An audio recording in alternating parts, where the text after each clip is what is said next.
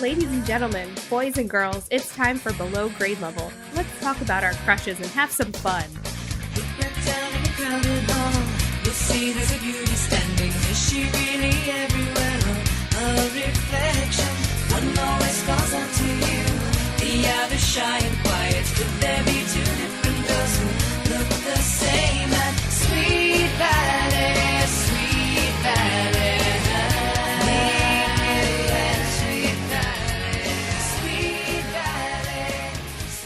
Hello and welcome to Below Grade Level, the podcast where we read the books from your childhood and ruin them. I'm one of your hosts, Chris Zaleski. With me as always is Jonathan Eaton. Hello. And Bekah Eaton. Hi.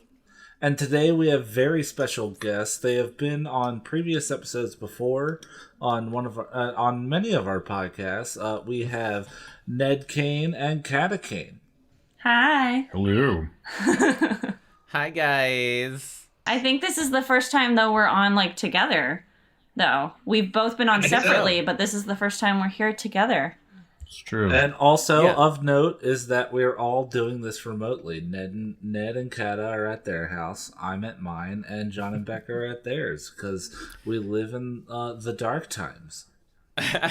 Yeah, it's our second official quarantine episode. The last one we did with John Walker was the first time that we ever tried this remote, and it worked very well. And we all need a distraction, so we thought, let's keep this train going and break into some new territory. Who wants to introduce the book that we're about to read? I don't know a lot about it, so other than the title. Well, we've talked about it before of doing something like this. So we've been reading a bunch of Goosebumps. We read Fear Street. We read A Babysitter's Club. We just finished reading Animorphs, which was a fucking nightmare. and now we are getting into a different series that we've been talking about and some of our friends have been talking about that they really wanted us to get into. Sweet Valley High. Yeah. Of the Sweet Valley, the SVU, the Sweet Valley Universe. I'm going to continue calling it that. So I definitely read a lot of these books in elementary school and middle school, but I feel like a lot of the details are fuzzy other than my base description of it would be that Jessica and Elizabeth Wakefield are beautiful blonde twin sisters who, have not normal problems, but as a little kid you're just I guess that's what high schoolers are like. Oh, I can't wait to find out. I would say my main memory is that Jessica is kind of the cool one. They're both very popular, but Jessica's into fashion and cool and is just the Miss Thing one, and Elizabeth's more book smart, brainy, likes to do stuff like that. That's my vague memory that I haven't touched these books in probably 20-25 years. So is there an author's name attached to this series?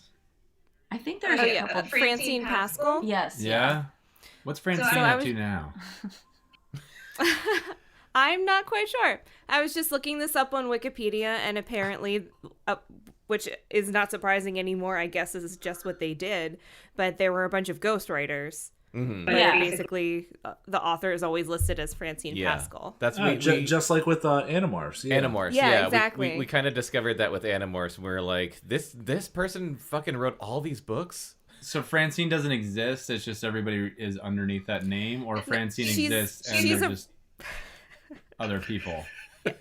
She's a real person, so I guess she kicked it off. I don't know how much of it she wrote herself. Yeah. So she's flesh and bone, she can be killed.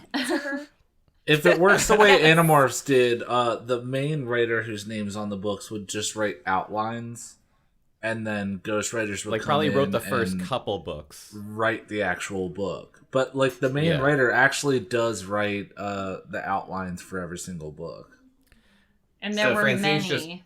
I feel like that's why I kept coming back to this series at the library, because it was just man, there's so many to choose from. I can't imagine that being the idea person for this or Animorphs is that difficult. Especially, I feel like especially Animorphs, just like this episode they turn into a fucking iguana. Who cares? Like, now they're a pack of mosquitoes. I can't imagine being so successful a writer to where you don't actually have to write your books. The books. Yeah. I mean, Tom Clancy got there. That's exactly what I was about to say. The Tom Clancy dream. To become an insane person in Calvert County with a tank in your front yard. Ned, yeah. I was going to say Ned grew up in Calvert County, so he was familiar with Clancy. I walked past Tom Clancy going into a suit shop one time when I was getting a suit for my brother's wedding. His daughter was getting married, and we walked past him. He was dressed exactly the same as he was on the back cover of every fucking book. Oh my God. With the hat and like the green jacket. Did he have a copy of like Jane's airplane, tactics under his arm? He's like, I'm going out on the town. Better be recognizable. He had a pen in his hand. He was like, I gotta go write this down. So I would never in a million years be able to pick Tom Clancy out of a lineup. But you walk past Tom Clancy in a doorway, you recognize him. You're in a shop with Cal Ripken Jr. for how long, and you have no fucking clue it's him. Like a half hour, and also, in my defense, I didn't recognize Tom Clancy. I think whoever I was with, most likely like my mom, someone was just like, that was Tom Clancy. And I was in 8th grade, and I was like, it was! But it's not a Banks. To be fair, I served coffee to George Clooney. Had no idea it was him, but he was also overweight and he had a beard. Was that the Syriana days or something? Yep. Yeah, it was. Yeah. Well, to be fair, Cal Ripken Jr. literally looks like every PE teacher you've ever met. Like, like there's nothing distinguishable about him. He really just looks like a guy. Back in the my day defense, when Cal Ripken, I was like, he looks familiar. That was what I thought. So back in the day when it just makes me mad. Back in the day when my brother drilled wells. For some reason, he went and drilled a well at Cal Ripken's old house, and it turned out Will Smith bought it, and Will Smith was there. And my brother said to him, "I thought Cal Ripken owned this house," and he just goes, "Well, I own it now." Okay. Man, that's like you know what? That's on my bucket list to say to somebody. Have them be like, "Oh, I thought, Jimmy John owned this," and I'd be like, "Well, I own it now." I own this Jimmy John. I own this Jimmy John. I thought Mr. John owned this place. Well, I own it now. Well, all right. So, drop a sandwich. We need to give the people what they want. They're here to hear us read shitty children's novels. Okay, so just quickly before we start, so me and Kata have almost verbatim the exact same memories of what this series even is, because John asked me before we started what I remembered from it, and that was literally She said the exact same thing. Twins, blonde, one's a nerd, one is popular fashion. Yeah. Yes. That's about it. Yeah. Did any of you guys ever read this? Is this just a book series no guys ever read? I did not. No. I read every single one. Right. I'm a Sweet Valley nut. That's what they're called. And when you get into them, it's called busting a nut, and you're just like. That's what all the teenage boys did. That's what all the teenage boys did. You read Sweet Valley. That's what they were talking about. You just worked yourself into that corner. No. I feel like that I've seen the covers of this. Like, you would go through the bookstore and you'd see Morphs next to Sweet Valley High, next to Nancy Drew, next to. Oh, and the thing I was going to ask about Sweet Valley, was it a TV show? Or yes. Was it a TV show too? Yes. Okay, here's another question I have. Unrelated, but it'll make sense in a second. Was Degrassi a book or a TV show? No, TV show. If there's only a TV show. It's Canadian. Definitely, yes. Yeah, and So half a show. So half a show, what? What? Well, because it's Canadian. It's America's hat. Okay. Okay. But yes, it's definitely a TV show. And if there are books, it's probably books based on the show. Based on the show. So I feel like I always, for some reason in my brain, I always got Sweet Valley and Degrassi mixed up. I always thought that they were one of the same thing. They're both about high schoolers. Basically the same concept of high teen drama. But Sweet Valley's whole deal is that, it's blonde twins. What are these blonde twins going to get up to? This one's a nerd, this one's cool, and hijinks ensue. Let's throw the world at them. Okay, so let's jump right in and see what is up with. I already forgot their names. Oh, Jessica and Elizabeth. It's right there on the first page. Thank God. Sweet Valley High, number 1, Double Love, which is a great name. I can't wait to find out why this book is called Double Love. I'm gonna give you a hint and say it might be something to do with tennis. So. Oh, wait, really? I didn't even think. Tennis, fucking the clever, sexiest Francine. of Me and sports. Ned are just like, oh. All right, chapter 1. Oh, Lizzie, do you believe how absolutely horrendous I look today? Jessica wonder who Wakefield said that. groaned as she stepped in front of her sister Elizabeth and stared at herself in the bedroom mirror. I'm so gross. Just look at me. Everything is totally wrong. To begin with, I'm disgustingly fat. With that, she spun around to show off a stunning figure without an extra ounce visible anywhere. She moaned again, this time holding out one perfectly shaped bronze leg. Ooh, I'm turned on. Isn't that the grossest? I swear I must have the skinniest legs in America and the bumpiest knees. Wait, she's fat and skinny? Yeah. She's not fat at all. Hey, I know, I got bumpy that. knees is She a said she serious was fat. condition. Oh, she's fat, but she's got skinny legs. She's Okay. got chicken legs, but like a big gut. Okay. I swear I must have the skinniest legs in America and the bumpiest knees. There's like 10 bumps on these knees. What am I going to do? Okay. Becca's gonna spit her drink out. It rhymed in a way like that should be an actual children's book. Like, count the bumps on these knees. Oh, God. What am I gonna do? How can I possibly go to school looking like this today? Today of all days. Jessica stared at herself in the full-length mirror and saw a picture of utter heartbreak and despair. Jesus Christ. But what was actually reflected in the glass was about the most adorable, most dazzling 16-year-old girl imaginable. Yet there was no stopping Jessica Wakefield when she was in this mood. Right, fellas? Mm-hmm. Why couldn't I at least have had an oval face? It looks like someone stuck a pumpkin on top of my neck. And this hair, a dull yellow mess of split ends. I hate it. Jesus Christ. I can't wait It's a to great read message. more. If you don't like Jessica, you will continue to not like Jessica. Yeah. Nothing. I will never change. liked her. Oh, shit. She is coming in hot. Yes. In a gesture of absolute hopelessness, she ran her hand under her silky blonde hair, flipped it up, and watched as it drifted lightly back to her shoulders. Only thing duller are my eyes. Look at that color, Liz. She poked her face an inch from her sister's nose and fluttered her long eyelashes over almond-shaped eyes, the blue-green of the Caribbean. What? They're so blah. The blue-green of the Caribbean? Without waiting for Elizabeth's response, Jessica reached again into her bag of sorrows. It's her +1 bag of sorrows. Plus one bag of sorrows. I mean, there could be a telethon just for all the things that are wrong with me. I can't even look at myself another minute. And with that, she threw herself face down on her sister's freshly made bed. Thanks a million, Elizabeth said in mock anger. I wasn't talking about you, came Jessica's pillow-muffled voice. Oh no, all you said was you're the grossest looking person in all of Sweet Valley. Your figure's terrible, your legs are chopsticks, your knees are bony, and on top of that, your face is all wrong, right? Right. Your And face is all I wrong. just happen to be your identical twin sister, so what does that make me, Miss America?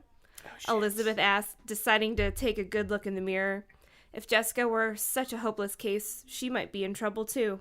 But the image she saw reflected in the mirror was hardly cause for alarm. Both girls had the same shoulder. Come on, we already went through this. Shoulder length. You have to understand that they are gorgeous.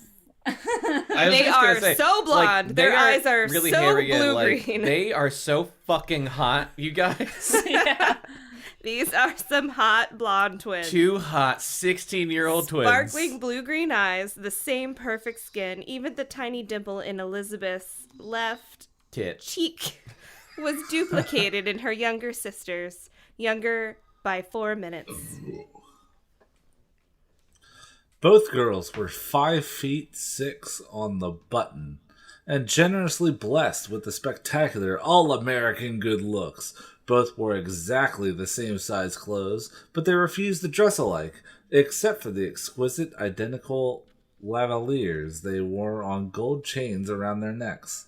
The lavaliers had been presents from their parents on their 16th birthday. So, like, Brooches? what are lavaliers? I'm guessing a brooch. I think it's like a charm. But... It's a wireless microphone you wear for events. Yeah, a wireless mic, yeah. All I know it as a microphone. Like, why wouldn't you just call it a brooch? Because it's a microphone. She's wearing a microphone. they mic'd their kids. You weren't there at the time, man. This is the 90s at Sweet Valley. Everybody wore microphones. Yeah, their parents They were like, always being recorded. Yeah. Here's So the it's family just like heirloom kind of like lavaliers. a drop necklace. It's like a necklace with like a dangly thing. Like with charm. Yeah. Oh. Just call it a necklace. What? Really? All right. It's just like a dangly Oh. thingy. You know what, though? It's a microphone. So, they were always being recorded. Their parents were helicopter It's tracking parents. ships. They hovered around them constantly, making sure that they were okay and perfect. Gross. The only way you could tell them apart was by the tiny beauty mark on Elizabeth's right shoulder. Their friends might notice that Elizabeth wore a watch, and that Jessica did not, as if that was So important. carefree. Careless. Time was never a problem for Jessica. She always felt that things didn't really start until she got there. And if she was late, let 'em wait. Otherwise, there was virtually no way to distinguish between the beautiful Wakefield twins. But beneath the skin, there was a world of difference. A wicked gleam of mischief lurked in the aquamarine depths of Jessica's eyes, while Elizabeth's reflected only sincerity. When the phone in the hallway shrilled, Jessica leaped to answer it, assuming, of course, that it was for her. Jessica? Liz? A boy's voice asked. Boys. Jessica, of course. And who's this? She demanded. Oh, hi, Jessica. This is Todd. Todd Wilkins. What an asshole. Is Liz home? Todd Wilkins. He wanted her sister. He wanted her sister. Oh, gross. Jessica's eyes narrowed dangerously. One of the cutest boys at Sweet Valley High. And he was calling to talk to Elizabeth. Todd Wilkins was currently the basketball team's hottest star, and Jessica had been admiring him for some time now as she practiced her cheers in the gym alongside him. The idea that he would prefer Jessica to her infuriated Jessica, though she was extra careful to conceal this from him. Todd, she purred. I should have known it was you from just your voice. I'm so glad you called. You know, I've been meaning to tell you. That was an absolutely fantastic drive shot you made during practice today. I was really impressed. Gee, Jessica. Thanks. All just the same. She could almost hear Todd blushing. I didn't know you were watching. I always watch to make it a point to watch the best players. And the best looking players, she added silently. You know, you could probably play professionally one of these days if you really wanted to, Todd. Jessica heaped on the flattery, hoping to distract from the real purpose of this call. His call. But Todd hadn't forgotten. It's really nice of you to say so, but it's probably too soon to tell. He paused. Listen, Jessica. It's been nice talking to you. But is Liz around? Jessica frowned. I think she's in the shower. I could wait, Todd said hopefully. Oh, you wouldn't want to do that. Liz stays in the shower practically forever. Maybe I could try calling back in a few minutes. His disappointment was evident. You could, but she probably won't be here. We've got to run, or we'll be late for school. This is the big day. They're announcing the Pi Beta pledges. What? In Wait. high school? It might be an honor society. Yeah, I don't probably. know. We're just gonna switch gears with voices real quick. I like that. No, I really I like... want to hear your Batman, Kata. I really like Jessica's husky voice. Todd, I'm so glad you called. Sticking with that from now on. Liz and I will just die if we don't get in. I'm sure you won't have any trouble, said Todd, but good luck anyway. Jessica experienced a slight twinge of guilt about sidetracking Todd, but she quickly brushed it away, telling herself she really hadn't done any harm. It wasn't as if he were Elizabeth's boyfriend. She probably didn't even know he existed. Jessica couldn't have been more mistaken. Just as she was hanging up, Elizabeth poked her head around the doorway. "Who was that?" she asked. "Oh, just Todd Wilkins," Jessica replied, flashing her sister a brilliant smile to cover up the deception. "He called to wish me good luck with Pi Beta today. Wasn't that sweet of him?" Elizabeth's heart sank, but she didn't let Jessica see her disappointment. She'd been hoping Todd would call her. The other day she'd caught him glancing at her in the cafeteria line. She'd turned around, and there he was, tall, lean, his gorgeous brown eyes looking straight at her. She had quickly glanced down at her tray, a blush coloring her cheeks. Had Todd realized how much she liked him? He sat near her in Mr. Russo's science class, and though she'd never spoken to him, she'd always been aware of his compelling presence. In the cafeteria, she had cast another glance over her shoulder. As their eyes met again, they both smiled. Elizabeth felt as if she'd been jolted by 1,000 watts of electricity. So basically, we're dating.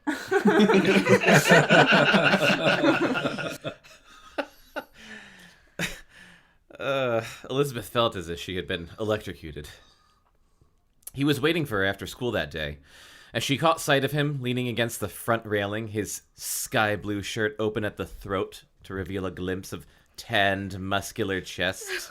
Why wouldn't you just say blue or just like not mention the shirt at all? I feel like for the young girls reading this, they're like, sky blue, open at the top. Wow. No, Chris, That's my favorite flavor, Open at the Snowball. throat. That's my favorite place for it to open. There, okay?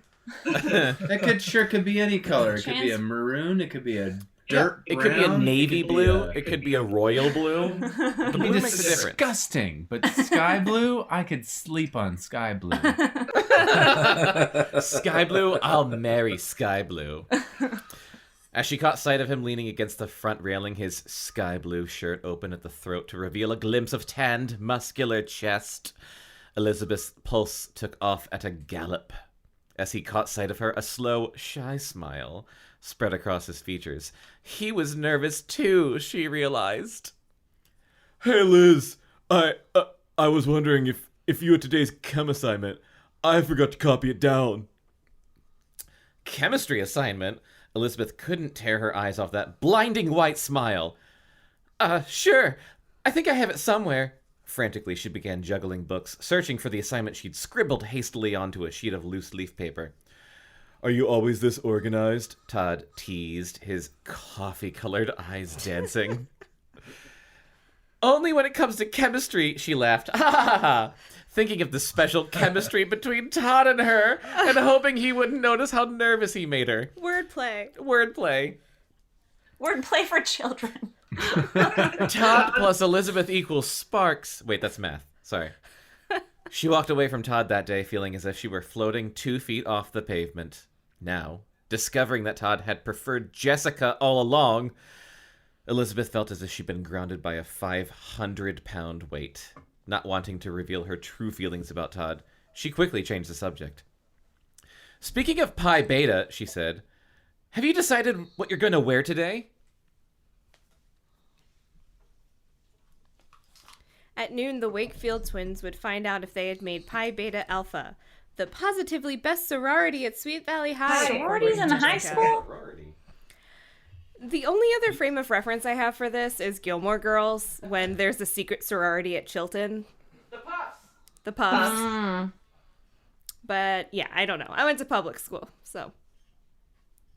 That meant the snobbiest in Elizabeth's book. "Where?" squealed Jessica, her thoughts immediately switching from Todd back to the subject of her hideous appearance. "I have nothing, absolutely nothing to wear."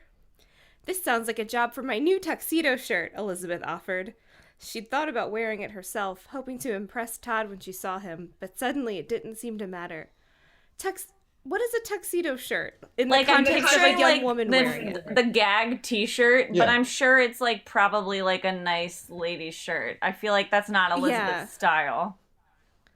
I feel like it's something that like a librarian might wear, like all really buttoned up high. But my mind totally went to like gag tuxedo shirt. I thought it was like like a the t-shirt. goofy shirt that people wear that looks like a tuxedo. I'm Googling Nothing it. will help, Jessica moaned. Elizabeth shrugged. Well, it was just a thought. She began collecting the books she'd need for school. But it's a beginning, Jessica said quickly. Could I wear the pants too? I think I've been had. What? I don't know.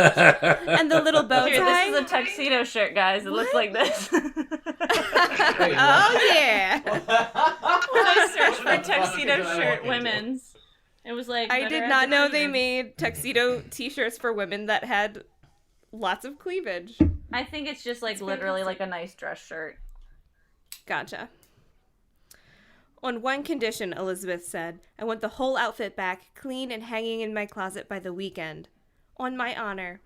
Elizabeth groaned. I'm doomed. Wait, so is this for real? Jessica is going to wear a tuxedo shirt, I guess tuxedo pants, and a bow tie. To what? To their Pi Beta Alpha pledge thingy. Well, listen, this is what, the 90s? Maybe that's like cool. Pump the brakes. This is All right. 83, actually. This is 83. Yeah, the first book came out in 83. Yeah, Shit's these before I was shorted- born. Yeah. Man. Shit's older than Elizabeth me. Wakefield, you're the best. Jessica headed for Elizabeth's closet. At least now I won't have to look totally gross on the most important day of my life. Come on, Jess, Elizabeth argued. Getting into Pi Beta isn't that big a deal. In fact, I'm beginning to wonder if I ever should have let you talk me into pledging.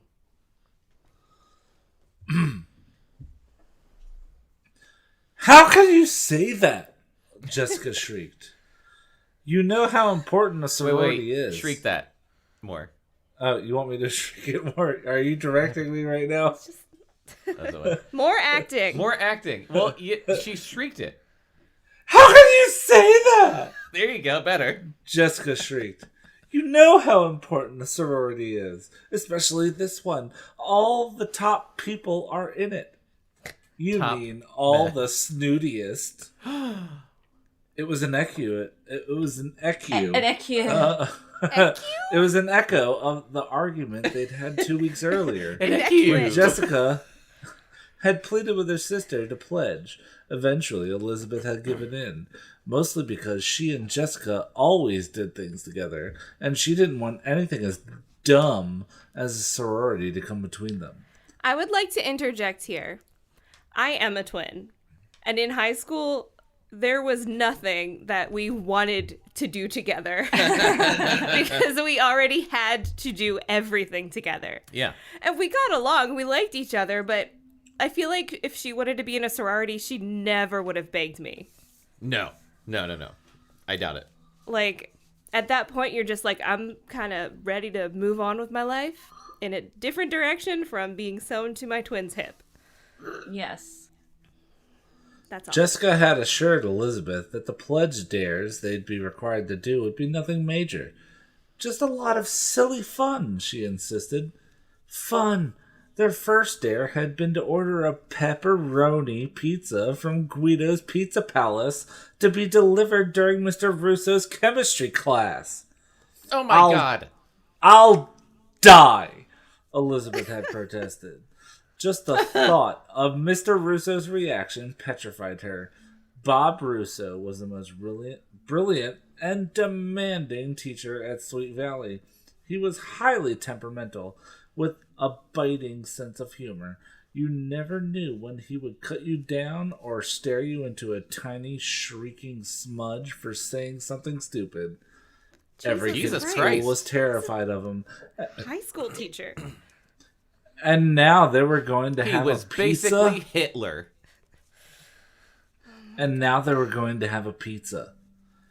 It'll be a scream, Jessica had said. It had been a scream, all right. A delivery man wearing stereo headphones. and a tomato-stained apron had walked right into the classroom carrying a humongous, steaming, smelly pepperoni pizza and stood there looking questioningly as Mr. Russo was writing a complicated formula on the blackboard. She stole this scene from Fast Times at Ridgemont High. I was just thinking the same thing. Right down to how intense the teacher It might have came out the same year. Yeah. Yes? Your pizza? The delivery man asked. And the class had gone into collective cardiac arrest. Somebody snorted, trying to stifle a laugh. Somebody else giggled. Elizabeth's face turned the color of tomato stains on the delivery man's apron. Pardon me? Mr. Russo asked innocently. Oh, pardon me? Mr. Russo asked. I liked your first reading better. Yeah. Pardon me? Still occupied with the lesson. That did it. The entire class cracked up and howled with laughter. One double pepperoni pizza for the the delivery man. The delivery man examined his order form. Elizabeth Wakefield. Elizabeth's face was on fire. Everyone looked around at her in disbelief.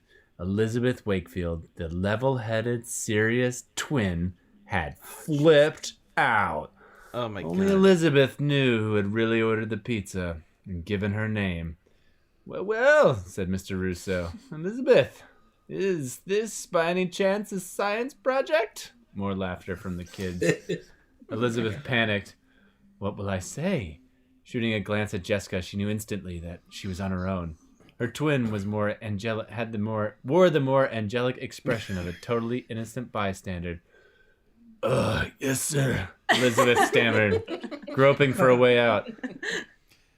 See, we wondered how much the heat of the pizza would lose getting from the pizza parlor to here, and, even Mr. Russo had to smile.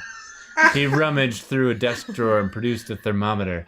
I see, he said. Well, then, let's take the pizza's temperature before it undergoes a chemical chain, commonly called digestion. What a great teacher. What a great teacher. So, they had gotten away with that pledge dare. They had survived the other crazy pranks, too. Second on the list was delivering the singing telegram to Chrome Dome, Mr. Cooper, Sweet Valley High's somewhat stuffy principal, who clearly was bald. Finally, they grossed out the entire cafeteria by dyeing the mashed potatoes purple. But purple potatoes are a real thing. Yeah, wait, what? I mean, they're not like... Yeah. Hilarious. And now the big day had arrived. At noon, they would find out if they were in Pi Beta. Elizabeth wasn't too excited about it, but Jessica had the date circled in red on her calendar. It happened to coincide with her periods. Not getting into the... nothing could spoil this day for her, except, of course, not getting into the sorority, which wasn't a likely possibility. For Elizabeth, the day was already spoiled. As she thought of Todd's phone call to Jessica, the tight feeling in her chest spread to a pressure behind her eyes. But she was determined not to let Jessica know how she felt about Todd. What was the point? It was obvious which sister Todd preferred. And why not? What girl could possibly compete with the dazzling Jessica Wakefield? But you look the same. I know. Not on the Kat, inside. you want to do the next page too? I like how these are just like 1, 2. Like it's like really like Cormac McCarthy. Yeah. 1. Elizabeth grabbed the shotgun and left the room and plugged a couple holes into the car. Yeah, no, it's right up there with Cormac McCarthy. Yeah. Maybe that's who. Kat, maybe that was the next page. This is probably Cormac McCarthy's like pen name. Like before he was like the. Cormac McCarthy was like, you know what I really want to write after the road? Yeah, he wrote this when he was like 15. Yeah. He was cutting his teeth on Sweet Valley High. He was like, I read about 2 hot blondes. I'm gonna get done writing Sweet Valley High and go right into Blood Meridian. How much do you feel bad for the ghostwriters of these books and like Animorphs when it's just like, no, I'm ready to write my first book, and it's like, oh, well, what have you done? And it's like, well, I wrote a bunch of other books with another author's name on the cover. I'm gonna go ahead and assume that these are probably people that like write copy for a living and don't really. Yeah, I was just gonna say, I don't think they ever wrote their own shit. They're probably just like collecting a check. I wonder if it's the same set of ghostwriters that wrote this and Animorphs and probably like every and other probably Goosebumps. I don't know. Maybe R.L. Stein wrote all of them. Probably one of those like those like torture camps that the Scientologists have out in the desert. They probably are the ones that are like churning out these books. They're just like also, I believe months very on much end. that R.L. Stein wrote every single one of those books because it's just way too consistent. I was just gonna say, you don't fake that bad writing. It's consistently weird. Not that many different people refer to boxes as cartons. Cartons, it's true. It's very true. All right. Chapter 2. Jessica was already at the breakfast table when Elizabeth sat down. Your father's going to be working late tonight, Alice Wakefield told her daughters as she served French toast. What's up, Dad? A merger? A war between two giant conglomerates? Asked Jessica, bringing a smile to her father's face. Ned I don't remember Wakefield. that. Oh, hey Oh, shit! Ned Wakefield was always a pushover for his lively daughters. He is a pushover for his one daughter. His one real life daughter. It's true. And son. She does push me over a lot. Both and then some, he said. Big doings. I thought that said big dong. I thought it said big dogs too. You did. I thought it said big doings. Big doings. Big dogs. Big dogs. Big dogs. No one says doings. Big dongs. There may be serious consequences for the Sweet Valley High football team. The playing field is becoming a battlefield. Oh, really? What's going on? Elizabeth asked. They sound the same because they're twins.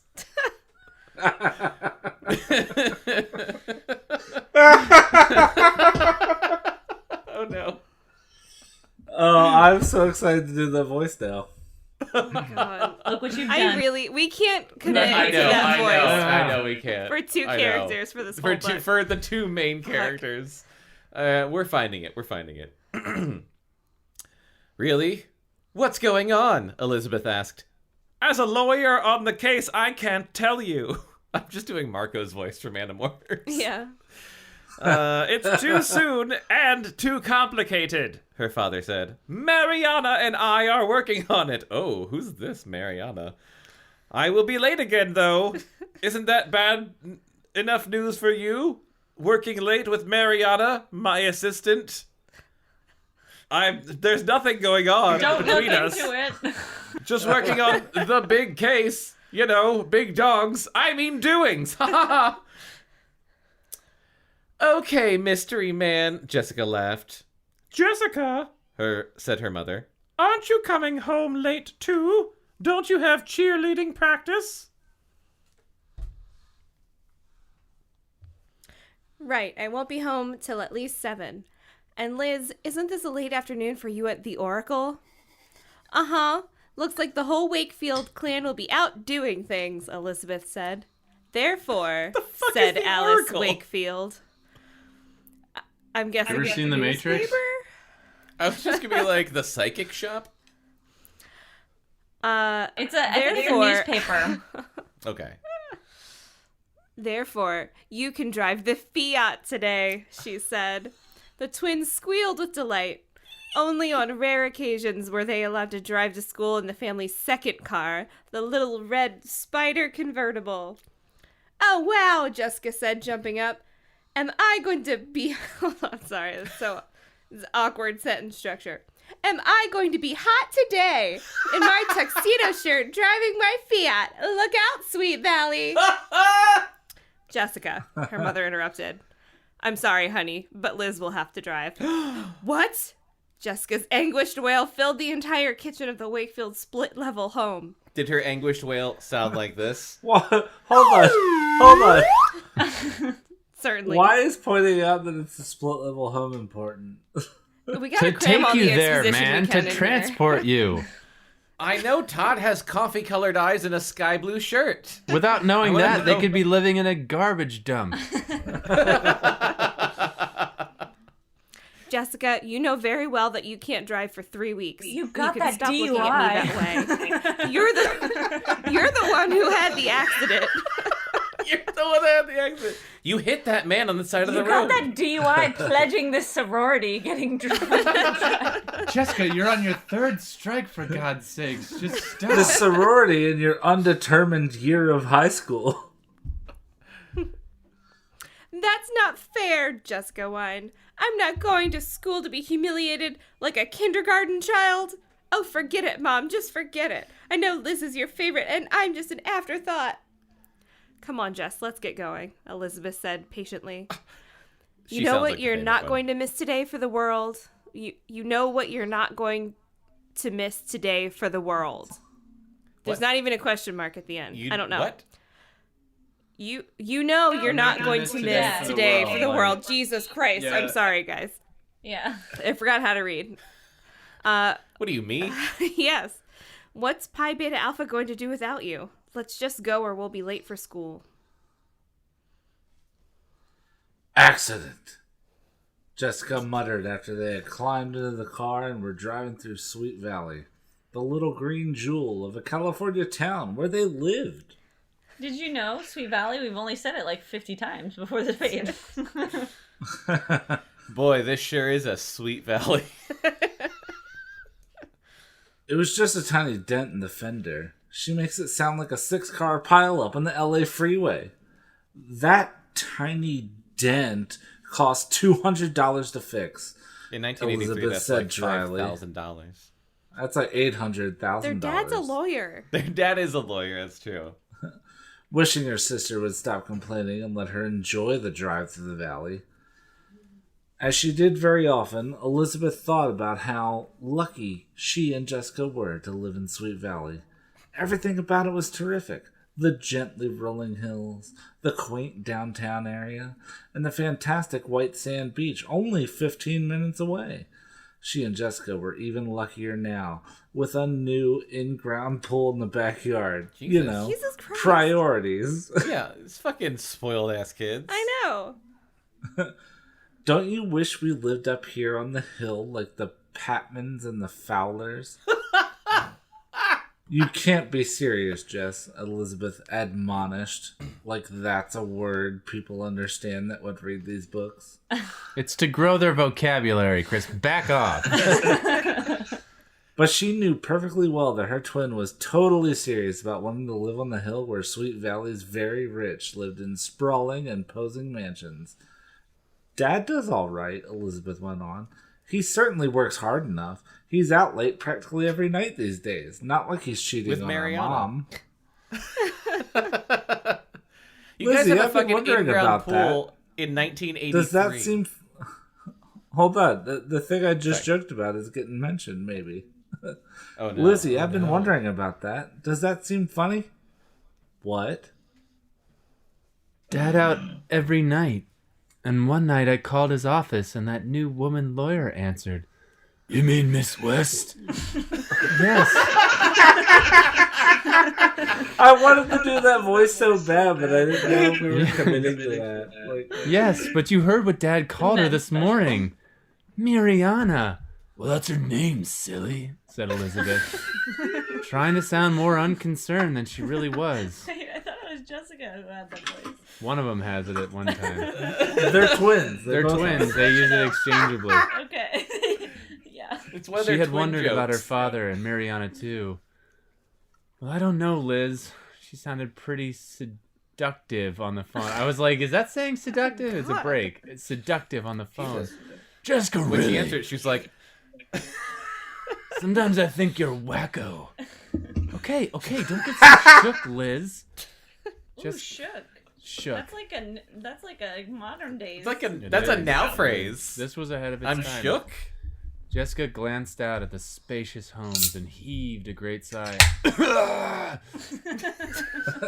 Anyway, I'm not saying I don't like I don't like outhouse, Liz. Is that a typo? Yeah, it's a typo. Nailed it. It Sweet. does say I don't like outhouse, Liz. I'm not saying I don't like outhouses, Liz. I feel like I just love found a shitting four-leaf outside. clover. Anyway, I'm not saying I don't like outhouse, Liz.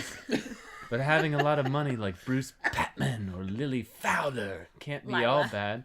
Lila, whatever. Lila can't be all bad. And what about Bruce? What goes with it? Asked Elizabeth. You mean all those cars in service? Come on, servants. Come on, Jess. You know what I'm talking about. This crazy feud. The Patmans want every rock in Sweet Valley to stay exactly where it's been for 40 years. 50 years. I'm reading very quickly. And the Fowlers want to build out everything in sight. Who needs that? Is this like the Hatfields and McCoys of Sweet Valley? Jessica changed the subject with her usual abruptness as the school came into view. Oh, Liz, please stop and let me drive you into the parking lot, she pleaded. Jessica, you heard what Mom said. Jessica sank into her seat. You heard what Mom said. She mimicked nastily. Sometimes I wonder how anybody so wimpy can be my sister.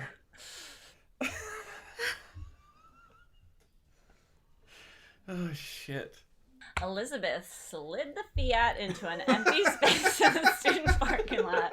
So what, like an e-brake slide? Like Tokyo drifted. She drifted to a spot and then yelled, like a glove. Tokyo drifted into an empty space in the student parking lot. Come on, Jess. What difference does it make? None, of course. Aunt Fanny.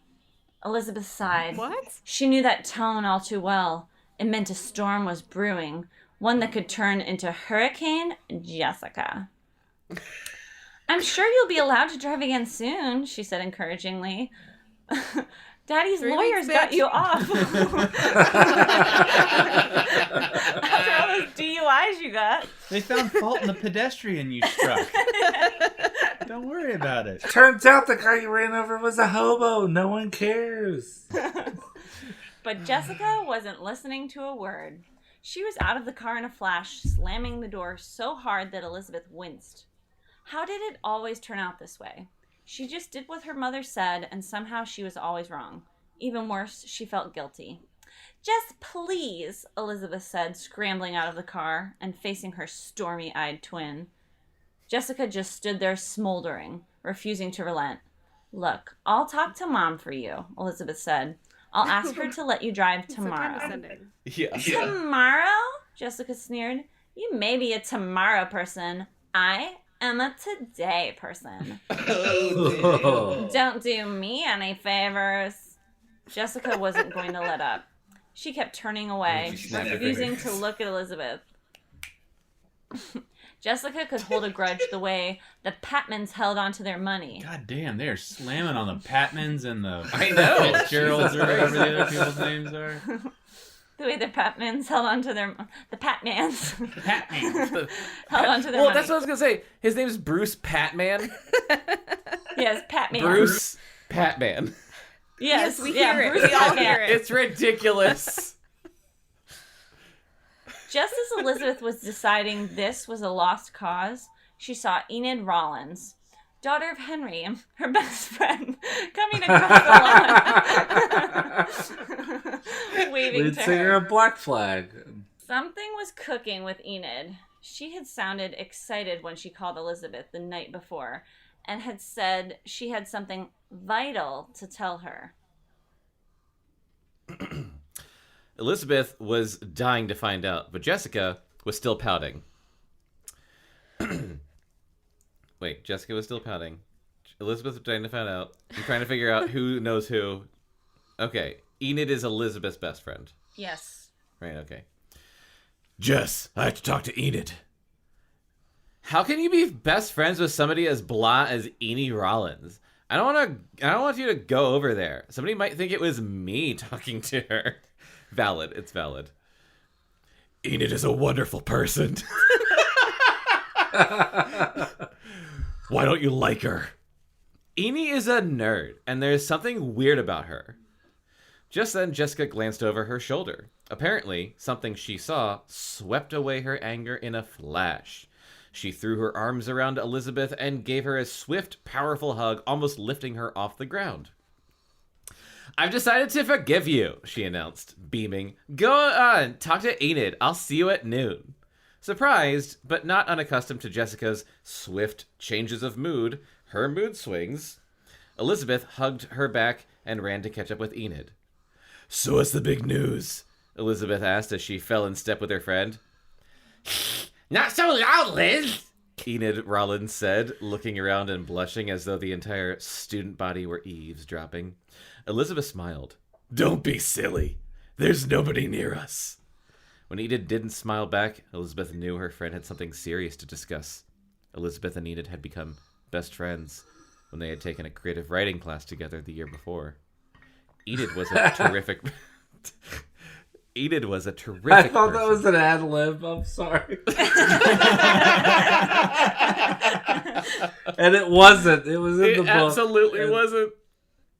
Enid was a terrific person, Elizabeth thought, and absolutely not a nerd, no matter what Jessica said.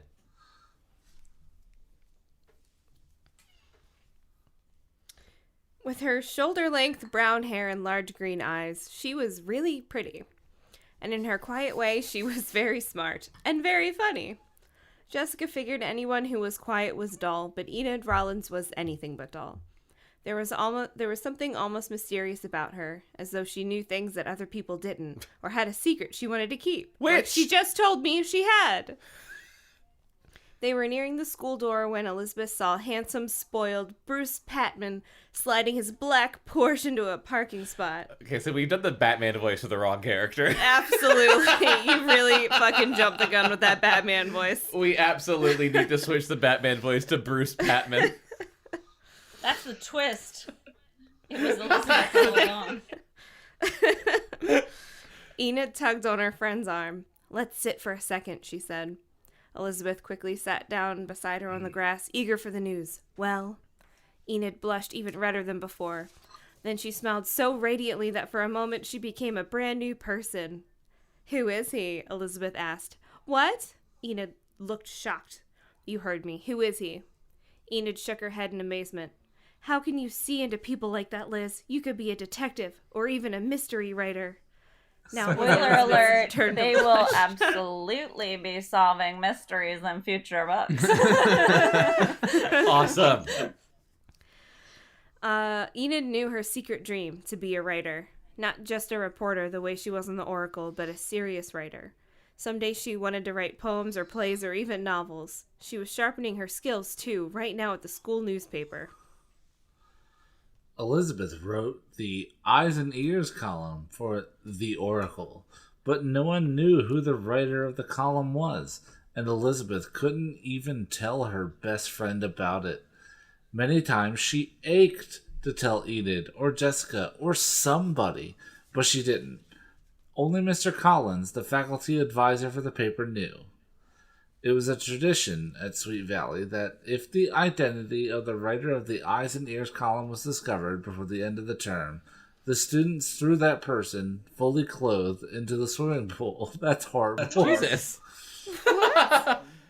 Elizabeth Wakefield had no intention of being unmasked. See? So Now- maybe we did do the right voice for her. Unmasked. Yeah. Shit. Yeah, no, She's a no, vigilante. no. Everyone is Batman. It fits now. Now Elizabeth searched Enid's flushed face, wondering if Enid had figured out her big secret. But no, Enid's mind was occupied with something entirely different. "Guess who called me?" she finally blurted out. "Who? Tell me." "Ronnie Edwards, the new guy in Miss Markey's class. I noticed him looking at me in the cafeteria the other day," Enid said dreamily. "But he's so quiet. He never says a word." "You have to get to know him," Enid explained. "Some people need more time to open up, you know." "Oh, yes. I know." Enid could have been describing herself, Elizabeth thought. It had taken a long time to really get to know Enid, but it was worth it. So, what did he call about? He asked me to the Phil Epsilon dance. What? The Phi Epsilon dance? Phi Epsilon. It's another like. There's no L. It's another like probably fraternity or something. Phil Hold Epsilon. on. One last line read. Phil Epsilon. And this is my sorority. One last line on this page, and I'm gonna nail it. Oh, Enid, that's wonderful. The dance brought to you by Phil Epsilon Propane.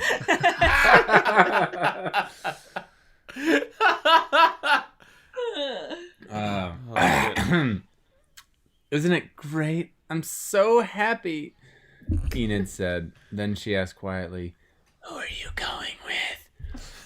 I don't know. Don't worry, he'll ask you, Enid said. Who will? You know. That's why Enid Rollins was such a good friend. She knew exactly how to say something without really saying it. Enid was aware of Elizabeth's crush on Todd, but she was too nice to mention him by name when things were not settled yet. Elizabeth was getting ready to dig for more news about Ronnie and Enid when Enid's eyes went wild, and she pulled Elizabeth back. "Look out! That maniac!" Enid screamed as she and Elizabeth tumbled over on the grass. Elizabeth looked up in confusion, trying to figure out what was happening. She saw a red blur zip past them up the long school driveway. Then a little red car screeched to a rather spectacular stop next to Bruce Patman's black Porsche. Jessica! Elizabeth gave a quick look at the parking spot where she had left the Fiat. She didn't see it. Oh, then no. She shoved her hand into her pocket to feel the car keys. They were gone. And That's then why she hugged her. She remembered Jessica's goddamn sudden hug. That was So when she got out of the car. That's when she stole the filched key, got keys. back in the car, Yeah. drove it back to school. I'll see you at noon, Enid, Elizabeth said angrily. I've got to go talk to my darling sister. Okay, but don't tell anybody about... Don't worry. Yay. Elizabeth marched toward the black Porsche and the red Fiat. There sat tall, handsome, dark-haired Bruce Patman, lounging arrogantly behind the wheel of his flashy sports car. I like they were calling him Bruce stood... Patman. Yes. Bruce Patman. Patman. And there stood Jessica, acting as if absolutely nothing had happened. This time, I'm really gonna let her have it. Elizabeth fumed to herself as she ran toward her sister.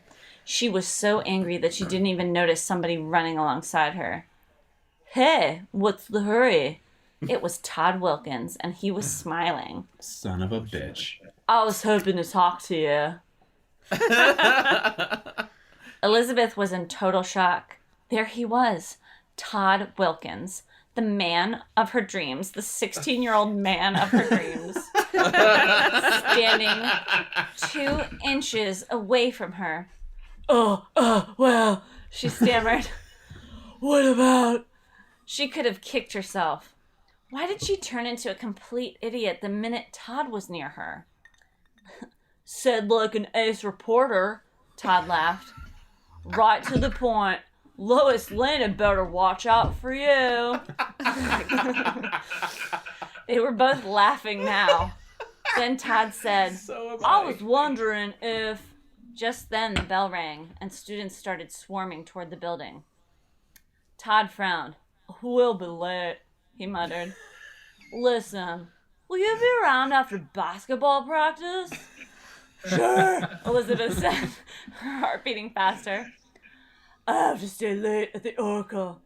How about under the clock, around 5:15? I'll be there.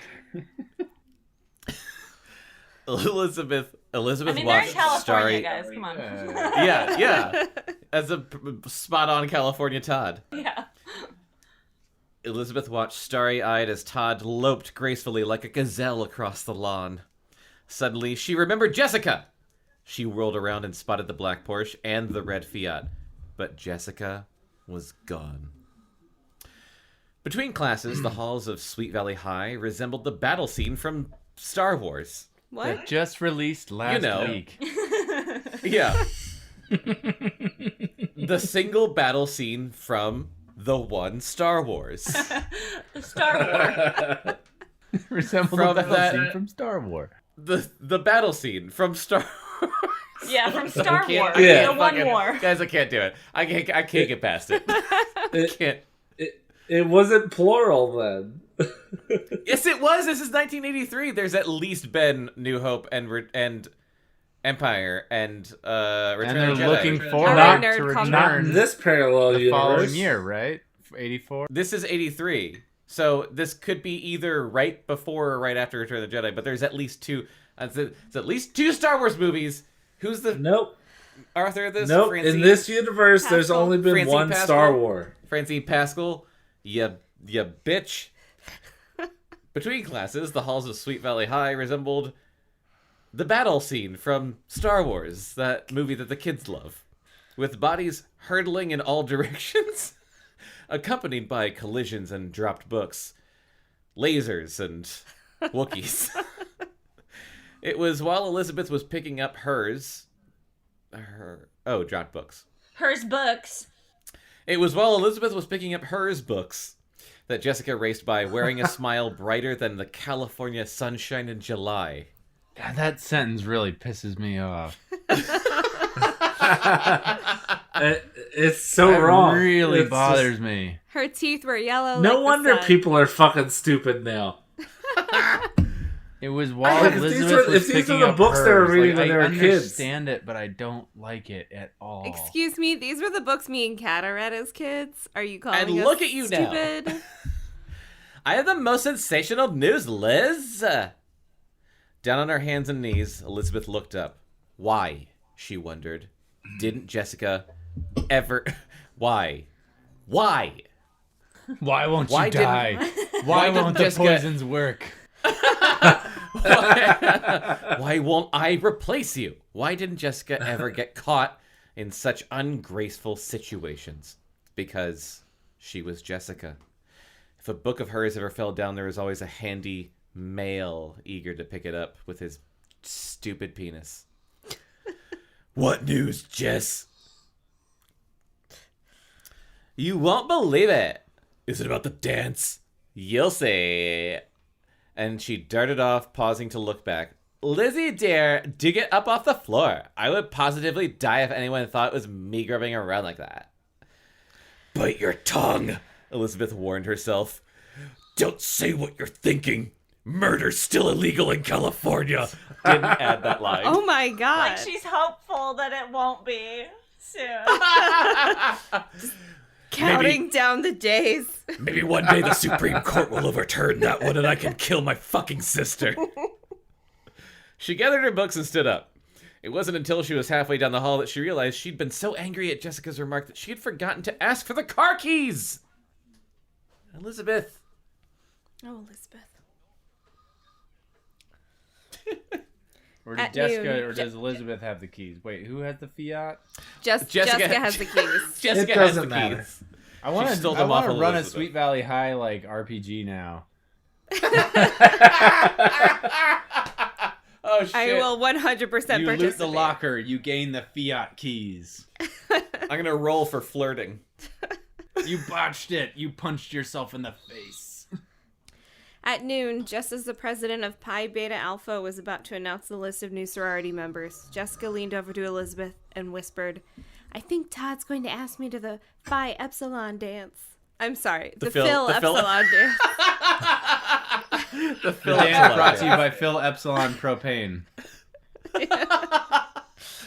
Elizabeth felt as if a Phil balloon Epsilon, had just burst propane, inside and her. baby needs. Jessica's so fucked up. I'm sorry, what was that last part? Elizabeth felt as if a balloon had just burst inside her. Tears welled up in her eyes. Jesus. Jessica's a fucking cunt. Yeah. Elizabeth Wakefield, congratulations. Right, or Elizabeth needs to get to the hospital right away. That sounds like coronavirus. Oh my goodness. Elizabeth Wakefield, congratulations, the president shouted. Elizabeth, where are you? Come up here and join your sisters. Heads turned to look at her. Everyone thought she was crying with happiness. Somehow she made herself stand up, but she couldn't make herself look at Jessica. She would never tell Jessica now how she felt about Todd, and she would never, ever stand in Jessica's way, but she couldn't look at her sister just then. Jessica was tugging on her sleeve, trying to stop her as she was about to make her way to the front of the room. "What about me?" Jessica hissed. "Why have they called my name?" The president called out, "Kara Walker, congratulations!"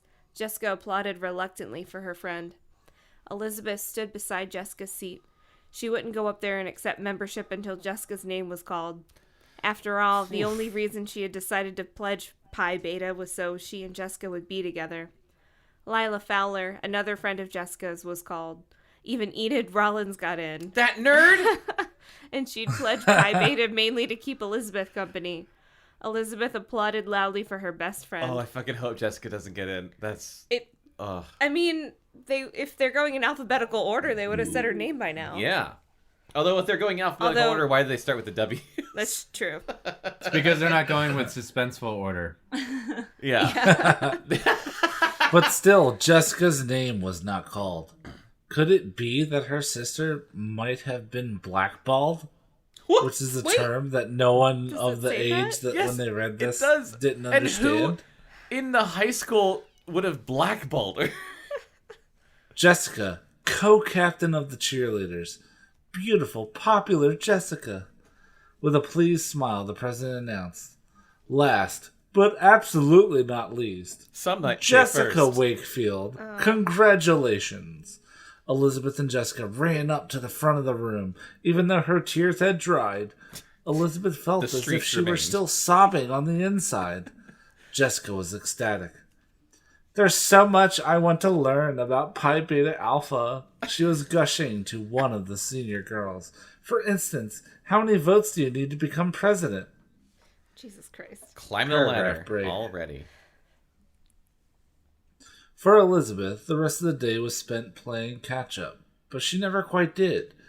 She was late getting to the newspaper office, late getting the column finished, and late going over it with Mr. Collins, who she may or may not have had an affair with. Didn't it always happen that way when you had someplace special to go, she wondered? Todd was probably waiting for her under the clock right now. What did she want to talk about? What did he want to talk about? "Please don't be angry with me for being late." Let me rephrase that. "Please don't be angry with me for being late." She prayed silently. If only Todd wanted to ask her to the dance, it would be all right. She would forgive Jessica for everything, even for swiping the car keys. Why? That dirty bitch. Why? What? Yeah, why? I'm just following the text, man. Chris, I want answers. I'm going to finish this chapter. Elizabeth ran down the last flight of stairs, tore through the lobby, and rushed toward the big Romanesque clock that was the pride of Sweet Valley High. What? At first she didn't see Todd, but then, as she came outside, there he was, walking across the lawn to their little red spider and climbing in beside Jessica. Elizabeth's heart sank. She stood there, numb with shock, as the convertible backed up and spun merrily down the drive, carrying Jessica and Todd. Jeez. 3.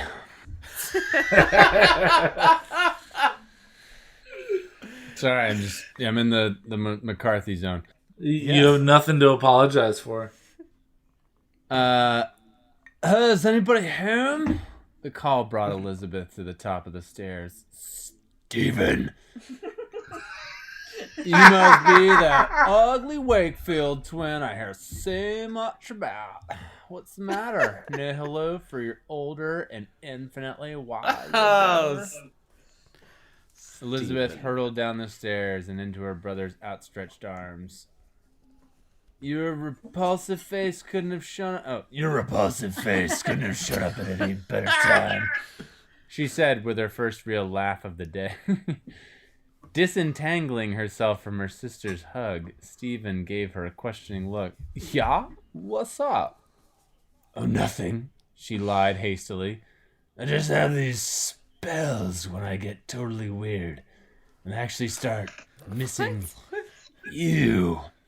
Sure you do. I'm repulsive, but lovable. So tell me, how many princes do you turn into toads this week? Elizabeth pretended to think for a moment, then held up 6 fingers and shrugged. Slow week. Seems fewer and fewer princes are passing through Sweet Valley these days. What is happening? But I bet you have no trouble stopping clocks at State U with that State face U. of yours. State you. State U. State U. Oh my fucking god. The University of Phoenix. How many hearts are you breaking at University of Phoenix Online? You know it. When I get through that place, no one will know what time it is. What? Stopping clocks, okay. Oh, yeah. Stopping clocks. He stops clocks with his face. What? Smack. Oh. Sister and brother stood smiling at each other, enjoying the special bond they shared. Nothing creepy about that. Don't like it. Just Don't some like good old this. Don't like sister it. and brother bonding. It's like that Folgers commercial. Yeah, yes. Oh my god. That Folgers commercial that Folgers had to come out and say that they're not fucking the brother and I sister. have no idea what you're talking about. There's a Folger commercial where it's a brother and sister and they are 100% fucking. From how long ago? Someone, was it like BuzzFeed or something? Some place reached out to the actors and the people who put the commercial together, like, recently. Like, I feel like I read this article a couple months ago. And they, like, talked to everybody. And they were like, did you all realize this was happening when you filmed this commercial? So, you can read that article. When did it come out? It's a year or two ago. It's like a Christmas commercial, but it is like Okay. the most incestuous thing you've ever seen. There's a really good video where they I mean, take I've it watched all the Game of way, Thrones. and then they insert new actors into it, but they look like the other actors, and like their parents come in and are like, "What are you doing?" And they're like, "Nothing." And it's like, it's really funny. I suggest you look it up. It's really good. We'll look up the commercial after this. Someone remind me. Everybody listening, That's please your homework Google. assignment. Yeah, everyone pause this podcast right now and look up Incest the Folgers incest Folgers commercial. Oh boy. Sorry. Welcome back, viewers get- and readers and listeners. Let's get back to this special bond. Elizabeth's blonde beauty came from their mother, while Stephen's dark good looks made him a younger version of Ned Wakefield. Slightly over 6 feet tall, with beautiful brown eyes and a slim athletic build, Stephen had long been a target of crushes from Elizabeth and Jessica's girlfriends. But never Elizabeth and Jessica. Let's just not even go down that That would road. be wrong. Don't even think about it, guys. The two had started their ugly routine ages ago after spending a totally boring afternoon listening to a distant relative drone on and on about how too adorable you children are. Just too. I like the thing that they had started their ugly routine years ago as a cover for how creepy they were definitely being toward each other. Yes. They had invited Jessica to join in their game, but she was never bored when people discussed her beauty. No. Tell you what, little sister, Stephen said now. I'm starving. Let's make some pizza rolls. Who's got the Totinos? If you insist on fixing me something, I promise not to complain about your cooking. Insist? How do you know I don't have 10 more important things to do? She couldn't resist the mock hangdog look on her brother's face. Okay, I insist. Let's go check the fridge for possibilities. While Stephen made himself comfortable at the round kitchen table, Elizabeth checked out the contents of the large copper-colored refrigerator. Copper-colored refrigerator in the 80s. These guys, Yeah, these guys are loaded. They don't just have a plain white refrigerator. solid copper. Yeah. It is a plain white refrigerator, but it's been stained by cigarette smoke over all the years.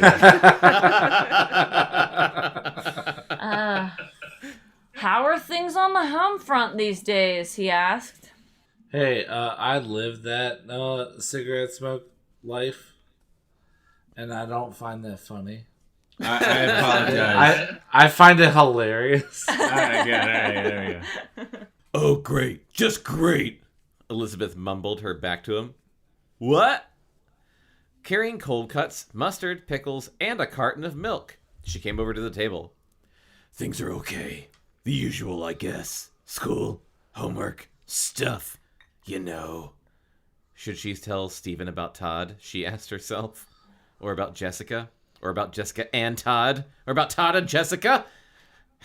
Hating to link those two names even in her mind. No, she decided it wouldn't be fair to put Stephen in the middle. She loved him too much. Stephen doesn't think so. Oh! It's called projection, Elizabeth. You shouldn't assume what Stephen would think about it. Stuff. You might not be much to look at, but I always thought you knew... Wait, what? You might not be much to look at, but I always thought you knew hot to talk. Hot. What the fuck? I'm gonna guess to talk. that's another typo. How to talk? How? Okay. Not to talk? I'm just gonna... You know what? I'm just gonna read it as is. You might not be much to look at, but I always thought you knew hot to talk. Stephen teased. Maybe that's just one of those cool college phrases he learned. Yeah, hot to talk. I'm just very excited for this next line. Like, I'm very excited. One more crack at you, Stephen Wakefield, and I'll fix you a knuckle sandwich. Peace, he said, throwing up his arms in surrender. He grew serious as he watched Elizabeth fix a huge sandwich. Why is that sexual? I don't understand. Because it is. You know, Lizzie, big brothers are great listeners. She smiled at his concern. Steve, things are fine. Just fine. Or they will be when I'm dead and I can't think of Todd anymore. What? Really? That's exactly where the teenage girl mind goes. Yes. Like, let me just, like... They're fine, and they will be when I'm fucking dead. She added to herself, and now if you're through grilling me, big brother. No one says that. No one ever says, like, big brother, little sister, a wink. And now if you're through grilling me, big brother, how about telling me why you're home for the 4th weekend in a row? What's really going on? I thought sophisticated college men spent weekends dating sophisticated college women. Oh my God. Instead of their little sisters. Why are you here? Tell me. Where do the drugs come from? Well, you know, I like to see the family once in a while. Elizabeth could have sworn he was blushing. Oh, This no. all seems very no, incestuous. no. I don't like any of it. I hate it, Elizabeth thought to herself. So do you, Steve. So, sure you do, Steve. Sure you do. And we're really grateful for the 15 minutes you spend with us every weekend. What I'm absolutely dying to know is where you spend the rest of your time.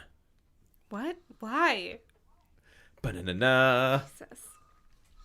Also, my one older sister does call me little brother, but like in a very much demeaning and lordly way. Like, oh, hello, little brother. And then, like, my immediate response then she pushes is like, you into the fuck you! Fuck you and everything you stand for. Oh, boy. Oh, boy. I see old friends, that kind of thing. Then he laughed. You're getting to be a nosy brat, you know that? Okay, she relented. I'll let you off the hook for now, but I'm not through with you yet. I sense a mystery here, and you know how I love a mystery. Nosy and weird. What a combination, he said, biting into his sandwich. Tell me what's new with Jessica and the folks. Jess is fine.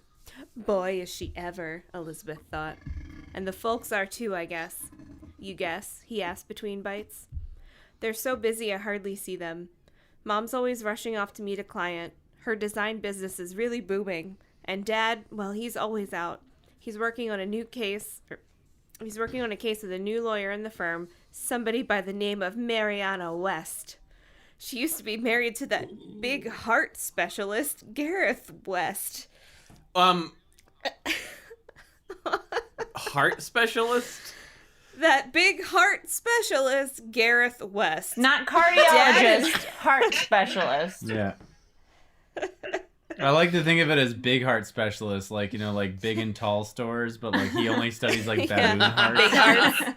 Yeah.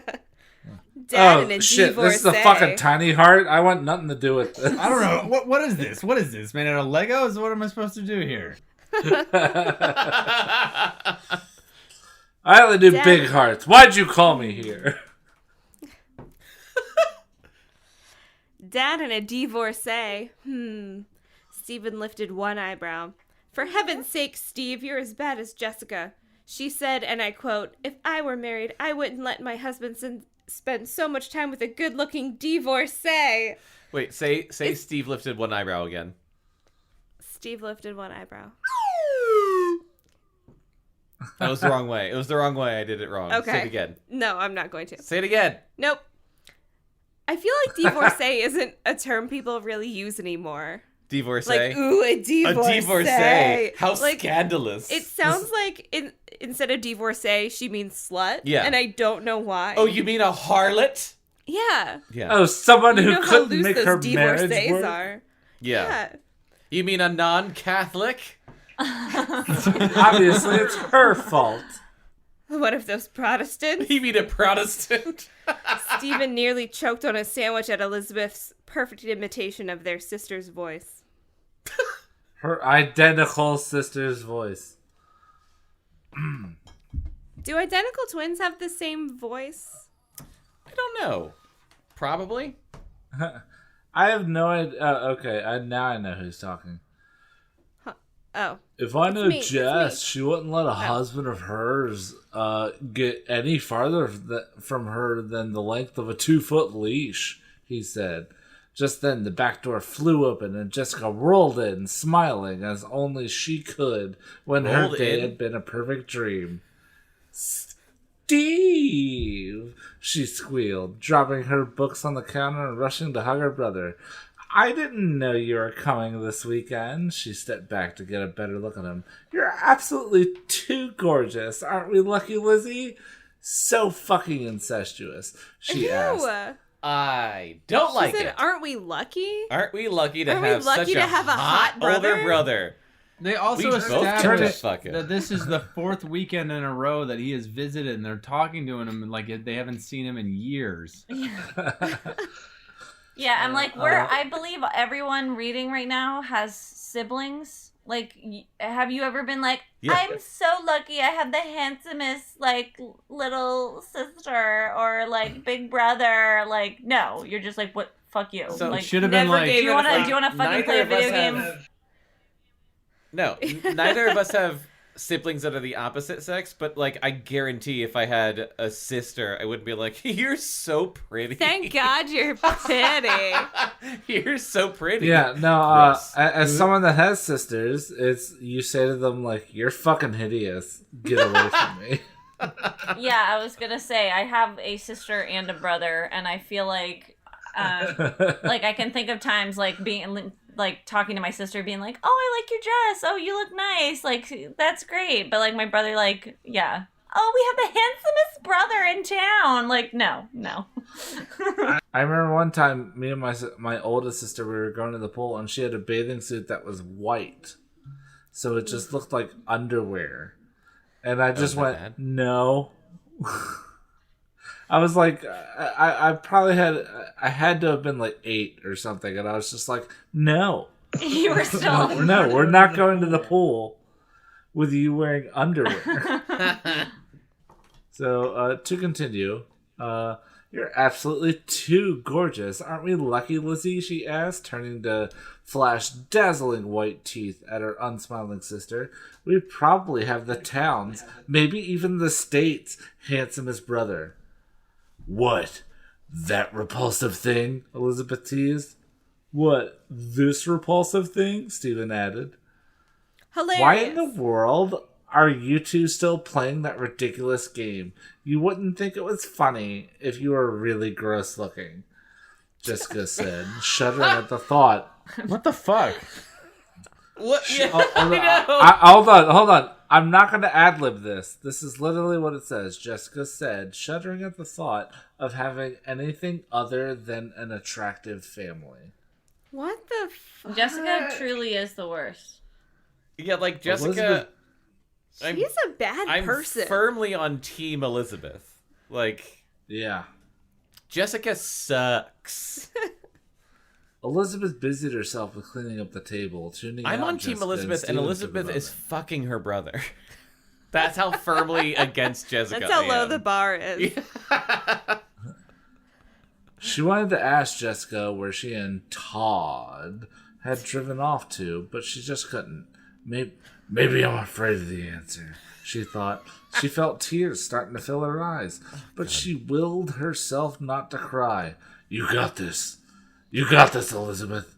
You're a trooper. You're a soldier. After all, she told herself, if Todd preferred Jessica, and that certainly was how it looked, she would not stand in the way.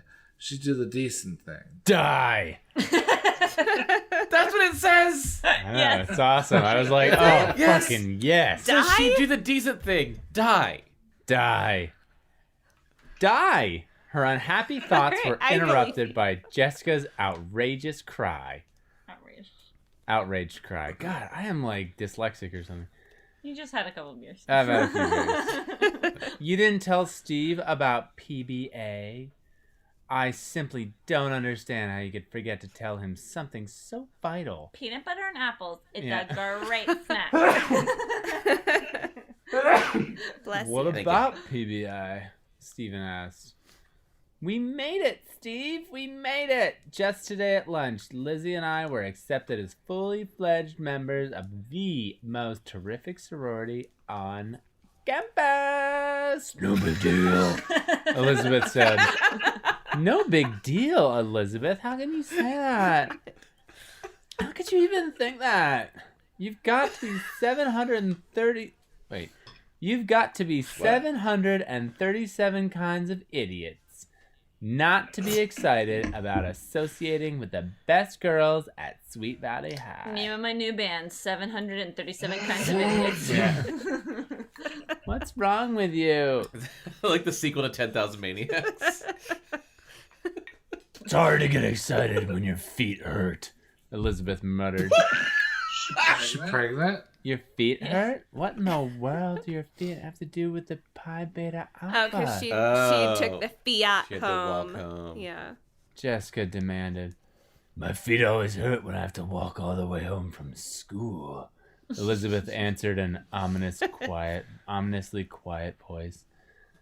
Sensing a crisis, Stephen stood and said, Hey, you two lovelies, I hate to eat and run, but I gotta go up and shower. The twins ignored him. Who wants to join me? Yeah, so gross.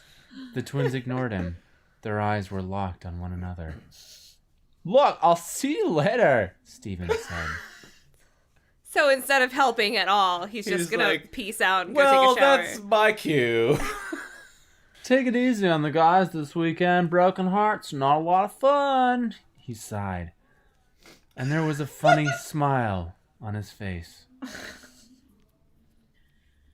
Jessica turned suddenly towards Stephen, grateful for an excuse to break away from Elizabeth's angry gaze. Steve, I have the most terrific idea. If you're not busy this weekend, maybe you'd like me to arrange a date for you with Kara Walker, she said hopefully. Kara Walker? You remember Kara, Steve. Long, dark hair, terrific figure, fantastic tennis player. She's one of my best friends. She's always thought you were so good looking. Are you trying to date like some high school girls, big brother? Because I can hook you up. Yeah. Oh, God. Gross. Yeah. I'll remember. She's a cute kid, but a little young for me. Kara has become very mature, Steve. She's ready to date a college man. No. Thanks, Jess, No. but College guys aren't men. They're not men. They're dumb children. I have plans, he said, trying to edge out of the room. Plans? What kind of plans? Who is she? Jessica shrieked. Who is she? Stephen shrieked. mimicking Jessica. Oh, who is she? Who is she? Stephen shrieked, mimicking Jessica. Well, you're coming home every weekend to see somebody, Jessica insisted. Who is she? Somebody from college who lives in town? In the sweet valley that we live in? Such a sweet valley. 2 nosy sisters are more than I need, Stephen said, and there was an edge of anger in his voice. See ya. He left the room quickly. They heard him go up the stairs and slam a door. Blam! Jessica turned back to Elizabeth, who was brushing non-existent crumbs from the butcher block table. See, they have a butcher block table in their 80s kitchen. Fucking What's rich wrong with bitches. him? Do you know who he's seeing? Elizabeth remained silent. She didn't trust herself to talk to her sister at this point. Jessica fairly exploded. What is going on? Steve won't talk. You won't talk. The air in here is so cold I can practically see my breath. I might as well be in Siberia. Because it's her who he's seeing. Wouldn't that be wonderful? Elizabeth thought. Lizzie, talk to me, please, Jessica coaxed. You're mad at me, but I don't know why. Lizzie, please, Lizzie. Lizzie. Come on, Jessica. Lizzie.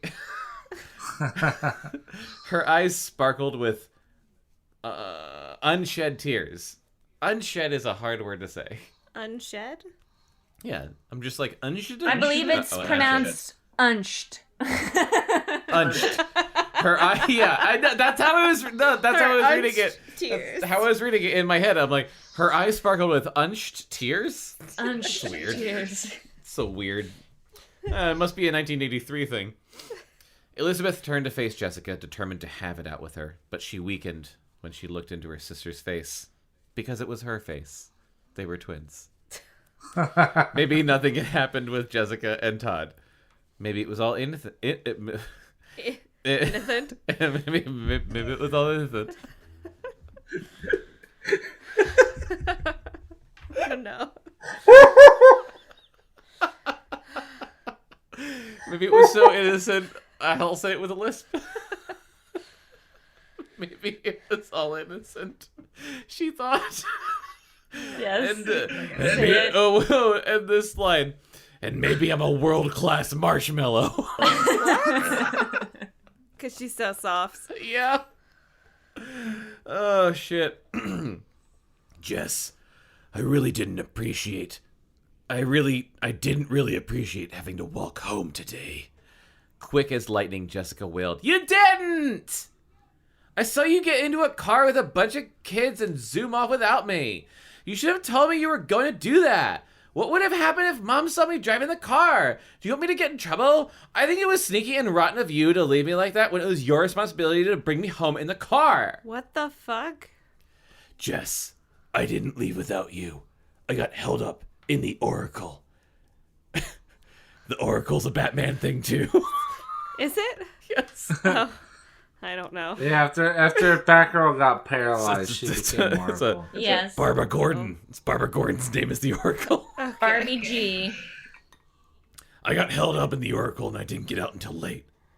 Oh. In that case, I forgive you. And I'm sorry. I suspected you of trying to get me into trouble. I must have been mistaken about you getting into that other car. Gaslighting, bitch. You fucking know. bitch. This fucking lying bitch. Now let's talk about Steve. He's up to something, and I think you know what it is. Whoa, Jess. Let's back up a bit. Jess. Jessica, her head in the refrigerator, didn't answer. What? Finally, she turned, holding a plastic bag full of green grapes. I was sure we had grapes. Now, about Steve. Why are we talking about grapes? She's gaslighting her. It's their brother that they're in love with. But grapes? Grapes. No, Jess, said a determined Elizabeth. Let's talk about what happened after school. I saw you drive off in our car with Todd Wilkins. Please let there be a reasonable explanation, she prayed. Oh, that? I was just helping Todd. Jessica sat at the table popping grapes into her mouth while Elizabeth's world crumbled around her.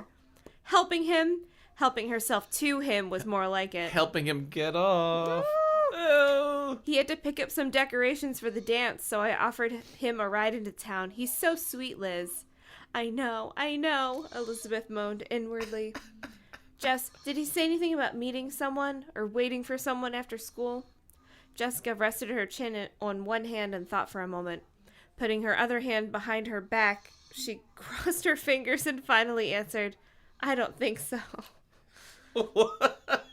That's a lot of effort just to lie. I know.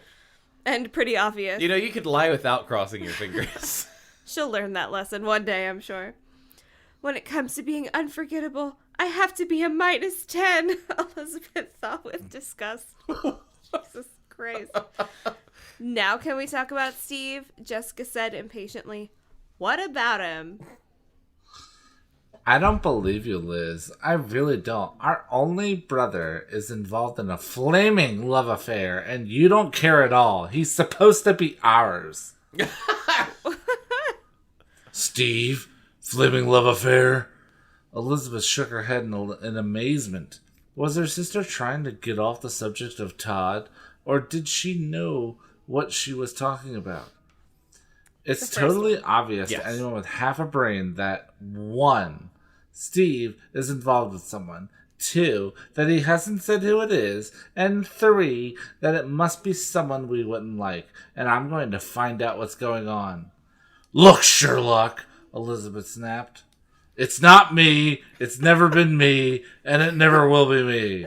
Has it ever occurred to you that 1, it's Steve's business, 2, it's not our business, and 3, you'd better butt out before Steve takes you apart. In a way that you'd probably enjoy as much as I would.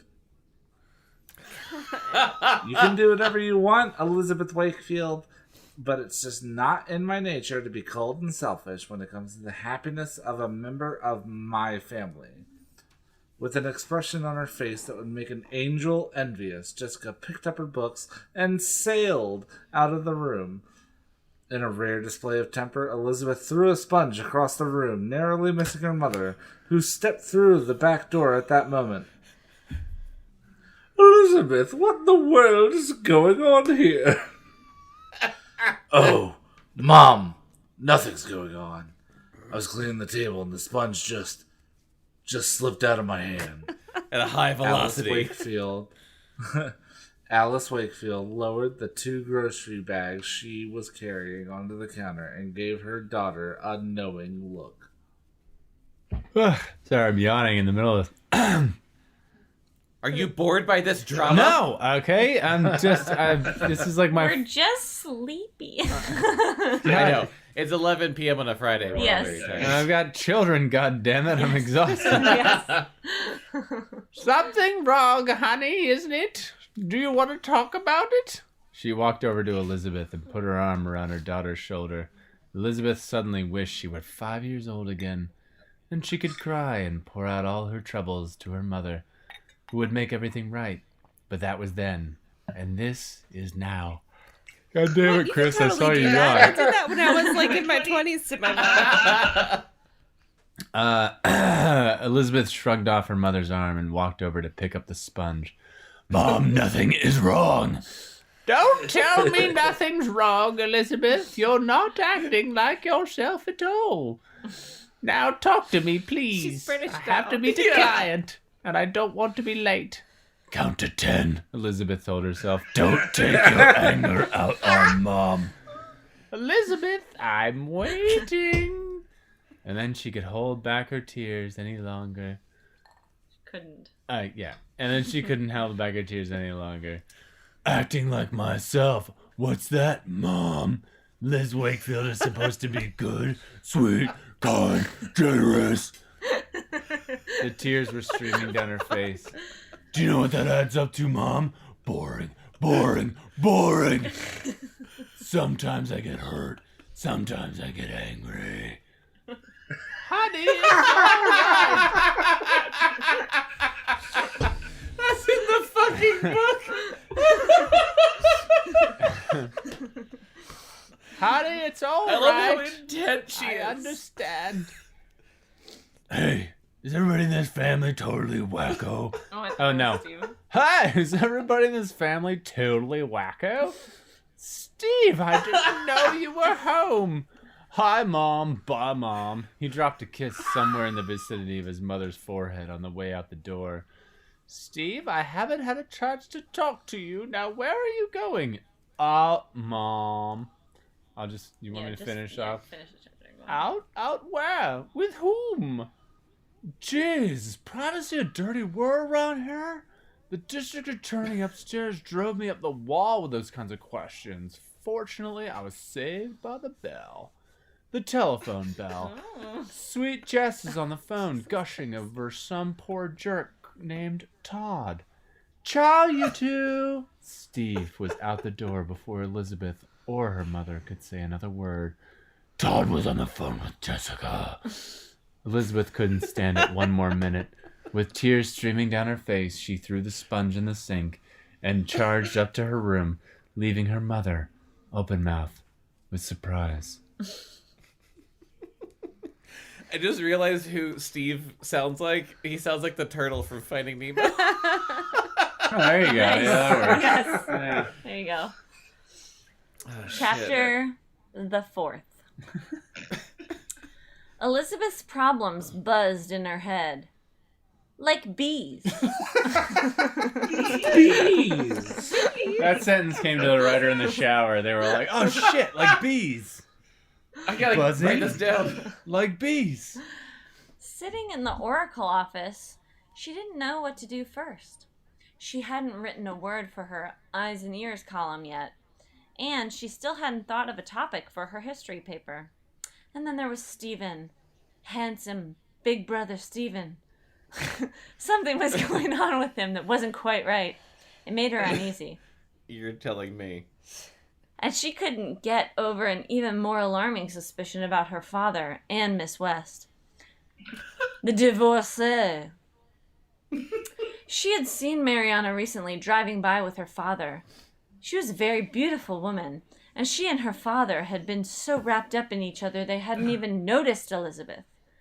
Even though she wanted to ignore it, Elizabeth smelled smoke. Did that mean there was fire? She sighed.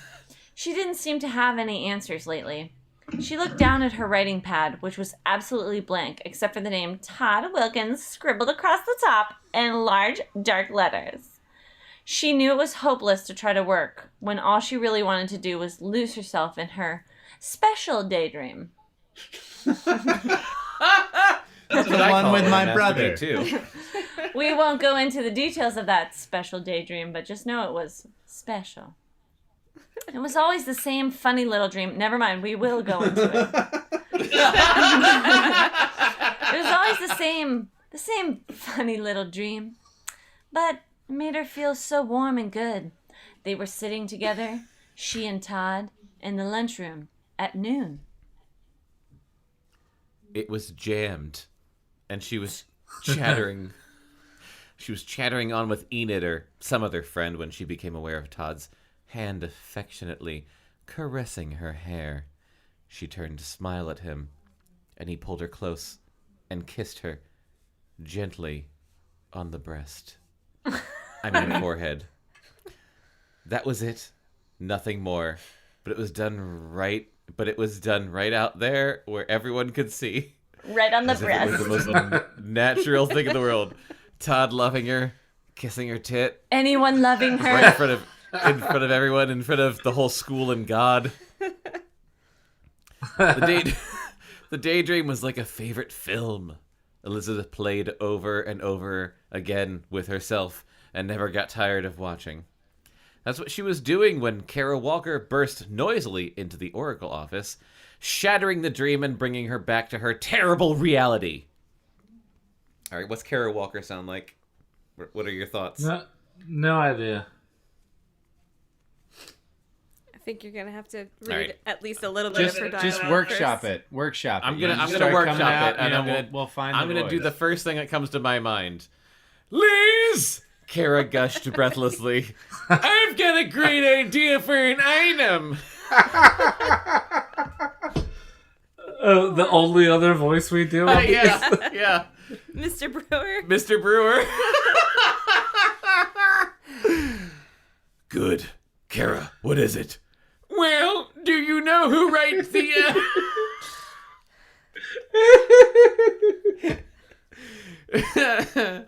Do you know who writes the eyes and ears column?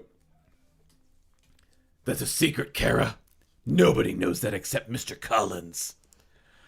Okay, well, would you pass it on to him? The hottest new couple in the whole school is your very own sister, Jessica. Jessica? Elizabeth asked, surprised. Yes! Now, I'm not a columnist, Kara gushed. But the item could say something like, the hottest new couple at Sweet Valley High is the co-captain of the cheerleaders and the captain of the basketball team. What? You sound like the fucking, like, the inspector from Clockwork Orange who comes to Alex's house. Very nasty business, you know. Like that whole, like... Up to no good, yeah? So I see, yeah. Yeah. Yes. See, The they're one both character captains. no one references from that movie. Right, well, it's being done now. See, they're both captains, Kara giggled. That's why it's so neat. Who told you about them? Elizabeth asked, her heart thumping. It's all over school, Liz. Everybody's talking about it. They were driving around the other day in your mom's red convertible. Oh. They were even seen up at Miller's Point, Kara continued, and you know what goes on up there. Isn't it too much? She sighed. Elizabeth didn't even remember Kara running out. What? She didn't, like, it's like Saving Private Ryan where, like, all the noise goes out and Elizabeth's just like... Oh, she ran out of the room? She sees a panzer coming like, straight ran at her out of the just room. freezes. Yeah. Okay. It's the same thing. Yep, that's normal. Yeah. She was like, I have an idea. Gotta go! Yeah. She felt totally destroyed. Todd and Jessica. Why did it have to be Jessica? Well, why not? She heard herself saying aloud. That's a little creepy, girl. It was perfectly natural that Todd would like a terrific girl like her sister. Why shouldn't he? But she's horrible. What are you talking about? Jessica was about the prettiest, most popular girl at Sweet Valley High. And then a new sinking realization shot through her heart like an arrow. Todd must have thought he was smiling at Jessica in the cafeteria the other day. She had built a fantasy out of her own desires about his feelings. I mean, that is true. They did just look at each other, but, you know. Yeah, that is fair. Well, at least that was clear now. Todd was interested in Jessica. Jessica knew it. And as Kara had just said, the whole school knew it. Now at least she was sure what to write for the eyes and ears column. Elizabeth began typing it out, hardly noticing the tears that fell onto her typewriter keys. Typewriter. What if what she's writing for the eyes and ears column is a suicide note? 1983. She's like, I'll just die. Yeah. Clack, clack, clack, Clack, clack, clack. Elizabeth Walker is dead. What's her name? Wakefield. Wakefield. Sorry, we are sorry for the error. We meant to write Elizabeth Wakefield, not Walker.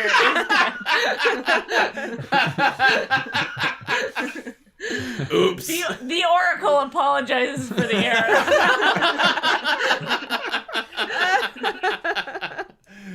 Oh shit.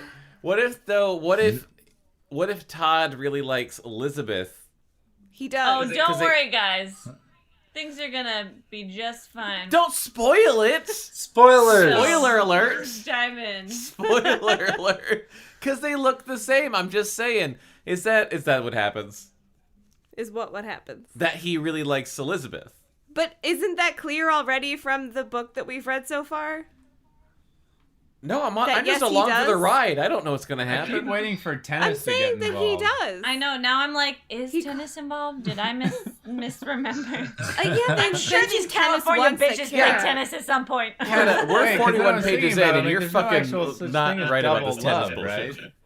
There's just They love. mentioned tennis once. Did they? Yeah, when Jessica was trying to get her hot brother to date her friend Kara Walker, she said Kara plays tennis. Oh, that's who she was trying to get her to date? Yeah. Kara Walker, who talks like this? Yes. She's very mature. That's the one. Oh, I can't wait till her I'm brother sad starts I dating don't have person. that character on my page. All right. But as we continue... Yes. No, she told herself sternly. I won't be like this. I won't think about him anymore. Todd likes Jessica, and Jessica likes Todd. And that's that. She looked at what she had written. A certain tall, good-looking basketball player will be scoring high points off the court when he escorts a certain blonde beauty who is co-captain of the cheerleading squad to the upcoming Phi Epsilon Pi Beta Alpha dance, Phil Epsilon. which is a Phil thing Epsilon. that is real. Wait, so now it's no longer just the Phil Epsilon dance? It's the Phil Epsilon Pi Beta Alpha dance? Co-sponsored by... Yep. Sponsored by Taco Bell. It's a joint effort. Yes, Yeah. Elizabeth told herself. They're perfect for each other. I wish them the very best. I really do. She insisted as she folded her head in her arms and sobbed. Jesus Christ. Elizabeth, what is it? She hadn't heard Mr. Collins walk in, yet there he was, looking at her with concern, while tears slid down her face. As usual, he knew what to do. Without another word, he held out a crisp, white handkerchief. It was actually made out of paper. That's how crisp it was. A napkin from Taco Bell. Yeah. It was a Freshly napkin starched. from Taco Bell, who sponsored this podcast. Elizabeth dabbed at her face with the napkin from Taco Bell, pulling herself together. She smiled weakly at the Oracle's good-looking advisor and thanked him for his handkerchief from Taco Bell. If you don't need it back right away, I'll launder it for you tonight. These things are actually reusable if you take care of them, she offered. Mr. Collins smiled. I think I can manage without it. I can just go to Taco Bell again and get more, he answered. Then he asked gently, Need to talk? She did need to talk, and there weren't many people she trusted and respected more than Mr. Collins, as inappropriate as that relationship was. She told him about her feelings for Todd and how he seemed to be interested in Jessica. I'm so down. I know how you must feel. Roger Collins sighed sympathetically, pushing back a straight lock of strawberry blonde hair. But I've always found hard work to be the best painkiller. Come on, let's see your columns. It'll take your mind off the other things. Elizabeth handed him her eyes and ears column. Okay. Here's this week's scoop, she said. But before Mr. Collins had a chance to look at it, John Pfeiffer, that piece of shit, the sports editor of the Oracle, came in worked up. Hey, Mr. Collins, he said, I'm the biggest idiot in the world, and I've got the sports pages all laid out, and I can't find the picture of Todd Wilkins. At the mention of his name, Elizabeth grabbed her things and dashed from the office. She didn't run far enough, though, because all of a sudden, there he was. In the flesh, in the corridor, and with Jessica. No, really, Todd, Jessica was saying. Don't laugh. It's not funny. Really, I really am one of the most unpopular girls in school. Everyone else has a date for the dance. Really, everyone. Every single girl I know. Everyone but me. Elizabeth made an about face and walked quickly the other way, but Todd had seen her. Hey, Liz, what's your rush? She didn't answer. She kept moving. She had to get away. My sister, Jessica sighed and took Todd's arm. Always in a hurry, always rushing off to meet some guy. Where's she off to today? Asked Todd.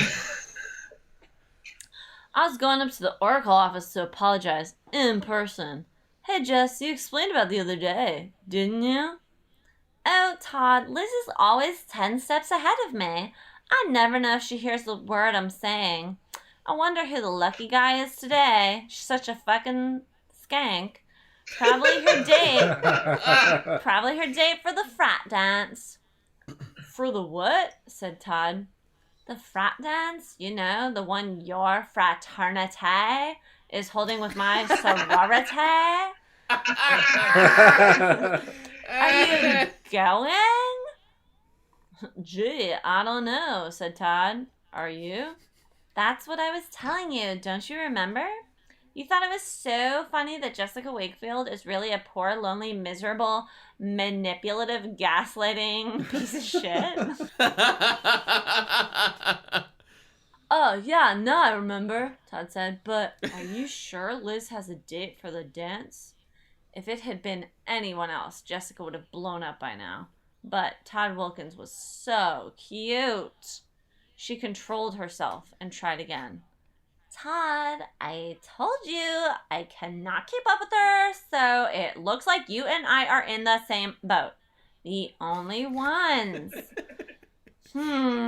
Todd said, scratching his balls. Really getting her message for the first time. So, you don't have a date. And I don't have a date. Yes, and? Jessica smiled coaxingly. But suddenly Todd looked over his shoulder as though he were searching for someone down the hall. Jess, listen. Don't worry about the dance. I'm sure a million guys are dying to ask you. Don't get uptight about it. I'm not. There's still plenty of time. Anyway, I gotta go. See you around. Should I just finish this page? Yeah. Todd was gone before Jessica could recover. I don't believe that guy, she screamed to herself. If she had been home, she probably would have kicked a pillow across the room. Maybe even cursed a little. But here in school... Kicked a pillow and gone like, fuck! Fuck you, Todd! Fucking shit. But here in school, she couldn't exactly make a scene. Just be manipulative and lie to everybody. Yeah. Jessica felt a tiny twinge of panic.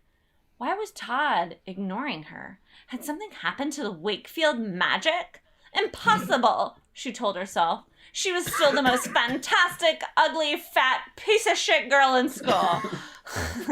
Don't forget the chicken legs. Chicken leg, bumpy knee girl in school.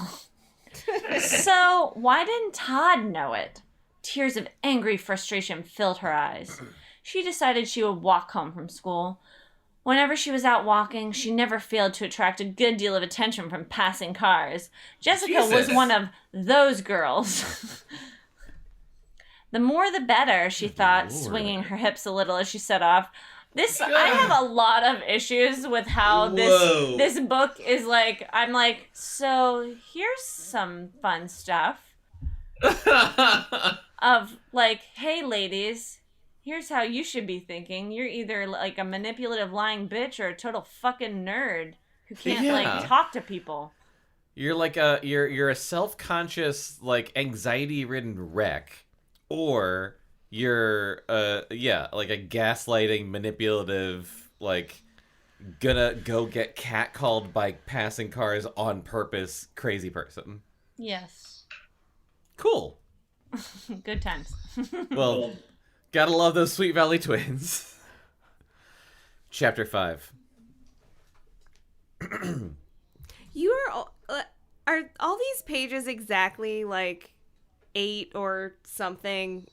Are all the chapters exactly a certain amount of pages? You start every new chapter, I feel like. Do I? I don't know. Probably. I feel like it's been most of them. I mean, I feel like these books probably planned it on I purpose. haven't started any. All of the all of these like tween books, Goosebumps, Babysitter's Club, Animorphs, this, they all have the same like chapter amount and like page count. I feel it's like all it's... almost they're all written with a Mad Libs template. Well, I for real. They must all be 10 pages long or something, because I swear to God, every time you start the chapter. Yeah, I feel like they definitely. But for real though, like with the books targeted to this demographic, I feel like there's definitely a mandate from the publisher to be like, All right, make it 150 pages, make it 15 chapters. Make all chapters about the same amount of pages. Like, I'm sure. It's just been so consistent. It's crazy. Yeah, there's definitely a formula at play. We trapped multiple teenagers in a room and forced them to read a certain amount of pages. We know scientifically the exact amount of pages that entices them. Nothing more, nothing less. Exactly. It's exactly how we keep their attention, keep them off the streets from doing drugs. Oops, didn't work. Chapter 5. Who is saying this? Ooh, a new character. Mrs. Reagan has dictated that we do our part. We write these books in such a way. Okay, this is a new character. New character alert. And it's starting off with a quote, so you don't even know who it is yet. Pardon me, heaven. Which way to Mars? What? Heaven? Yeah. Pardon me, heaven. Which way to Mars? What does that even mean? John's never called you heaven before? Pardon me, I'm heaven. so sorry, Not Bekah. once, Ned. Can Which you way to believe it? Mars? Because heaven is, What? in outer space. In this, Yeah. Yeah. in this little It's right up there analogy. in the Okay. solar It's up system. Are we there. all on the It's same up there. page? Okay. He's covering both Yeah. bases. Mercury, science and Venus, religion. Earth, heaven, Mars. Yeah, everyone knows that phrase. My mother, my very educated mother, made pies. I don't know how it goes. Made pies? Made pies. Pies is in there. Oh my god. Anyway, Pies is not in there. it is in there. What are you talking about? Pizza pies. Right? Okay, There's hang not on. two P's. break It's this just down. one P. Yeah, what are two My P's? very- My very educated mother. Mother just served us 9 pizzas. 9 pizza pies. What is the second What is P the second planet? P? That's a great question that I ask myself every time someone said that when I was a child. What the fuck is... Alright, just read the book. Also, when has anyone ever called it a pizza pie in real life out loud with their It's dumb not fucking mouths? pizza pie. I know, but growing up, people are always like pizza pie in print. Alright, that's a different subject entirely. I have as a joke. That and the Ninja like, Turtles. I've walked into a room and say, "Hey, who ordered these 5 pies?" But like, never seriously. That doesn't help me. All right. I'm gonna start this over. Pardon me, heaven. Which way to Mars? What? Jessica stared in astonishment at the boy leaning out the open window of the jacked up Camaro. She recognized him as Rick Andover, the most outrageous guy at Sweet Valley High, until he dropped out 6 months ago. Fuck. Jessica found it hard to believe he was only 17. He looked older than most guys their age. Jessica. Shit. Unbeknownst to him, he had to repeat 3 years. He had the ice-cool handsomeness of a junior Clint Eastwood, and a hint of danger lurking in his sultry dark eyes. They say he killed a man last summer. One elbow was hooked casually over the door. Jessica stared in fascination at the eagle emblem tattooed against the densely packed muscles on his forearm. Okay, I picked the wrong voice. For this character. It lay right against the tattoo of the Tasmanian devil, as was the fashion.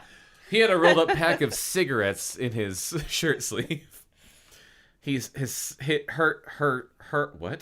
Her stomach executed a slow somersault.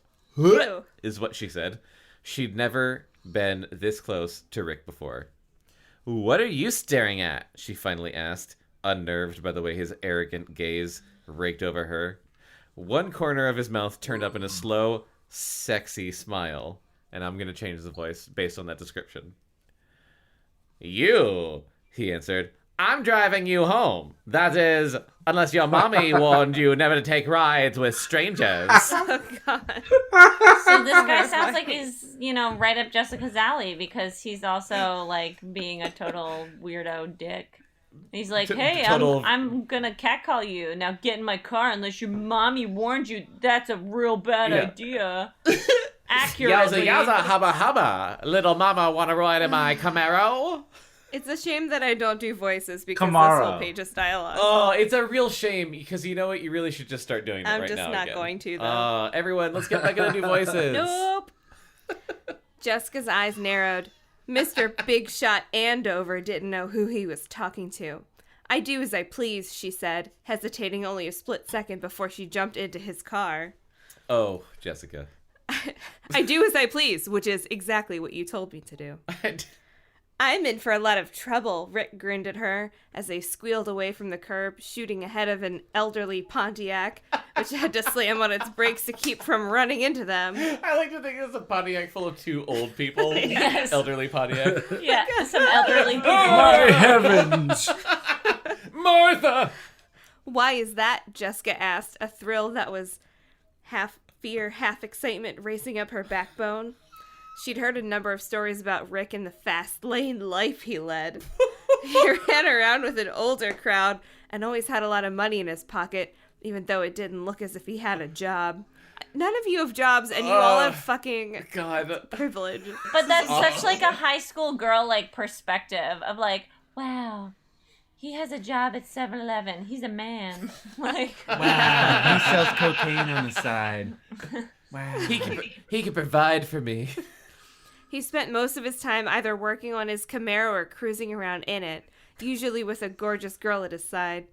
Jessica squirmed with pleasure at having been selected as Rick's companion for the afternoon.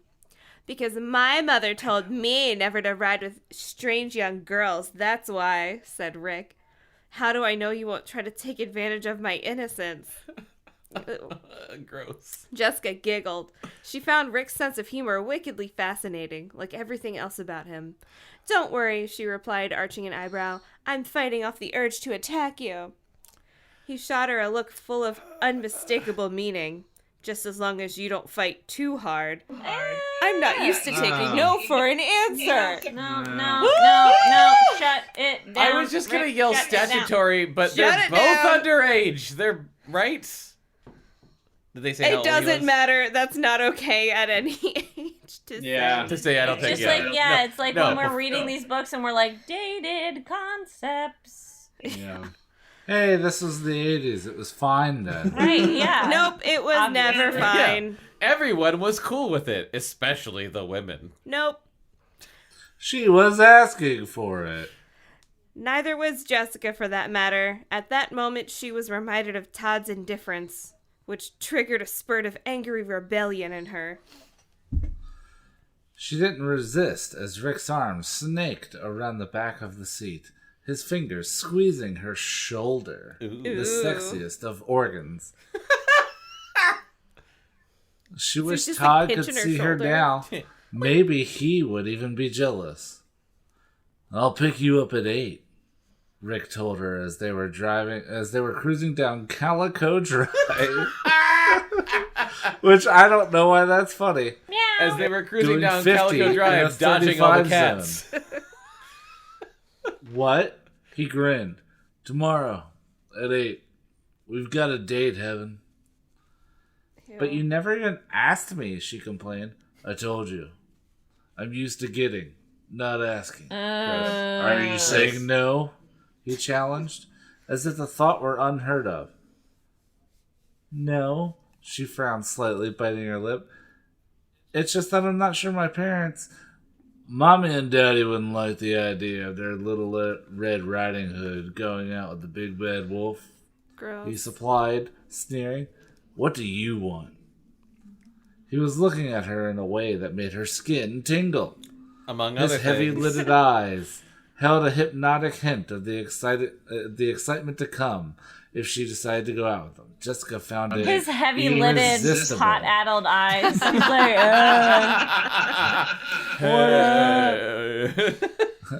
He's so sleepy and dreamy. Jessica found it irresistible. Did you say 8? Yeah. He gave her shoulder a harder squeeze. Ow. The sexiest of organs. The shoulder. Don't be late. We've got some serious boogieing to do. Boogie? And hey, Is that what they call forget it? about the folks. They don't even have to know you're out with me. Where should I meet you? She asked. Boogieing. Can I replace his dialogue with like Jabba the Hutt speak? Would that be okay? Do whatever you want, Ned. Iwaka, he answered, jerking to a noisy stop just around the corner from her house. Utawagi-shiwaga-do? She stared at him. How did you know? Iwaka Jessica Wakefield, Duga? Imaka Dugaga Shiwagi, Sweet Valley Live. Jessica felt herself grow warm all over. It was good to know she wasn't invisible to every boy in town. Maybe Rick wasn't Todd, but he wasn't exactly a clown like Winston Egbert either. In Winston fact, Rick Andover Egbert? might just... Hold on. We need to talk for a minute about the name Winston Egbert. Yeah. Classic nerd name. Egbert. That is just too much. Oh, it's so on the nose. It's pretty, God. I can see him. They're like, Winston's not in this scene. You just need to know he's a fucking nerd. Yeah. His name is Nerdy Nerdington. Let's see. Nerdlinger's too on the nose. What else can I think of? Egbert. From the Egberts. The Sweet Valley Egberts. Yeah. In fact, Rick Andover might just turn out to be fun. Before she could get out of the car, Rick pulled her close, giving her a light, teasing kiss on the mouth that promised more than it delivered. Jesus. He smelled sexy, but in a strange way, like leather and gasoline. He kissed her on the mouth? Yeah. And he smelled like leather and gasoline. And now she's got it too. She's got it. Yeah. Where are we going tomorrow? She asked as she was climbing out. He winked suggestively. Duwaga de shiga baga duga. He gunned that engine, drowning out any protest he might have said.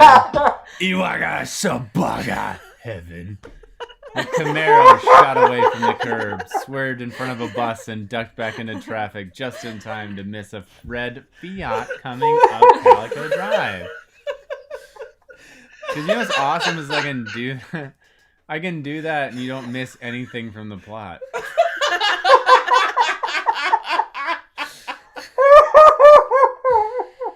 How do you do that so effortlessly? Oh, God. Fuck. Jessica shuddered. Oh, my God.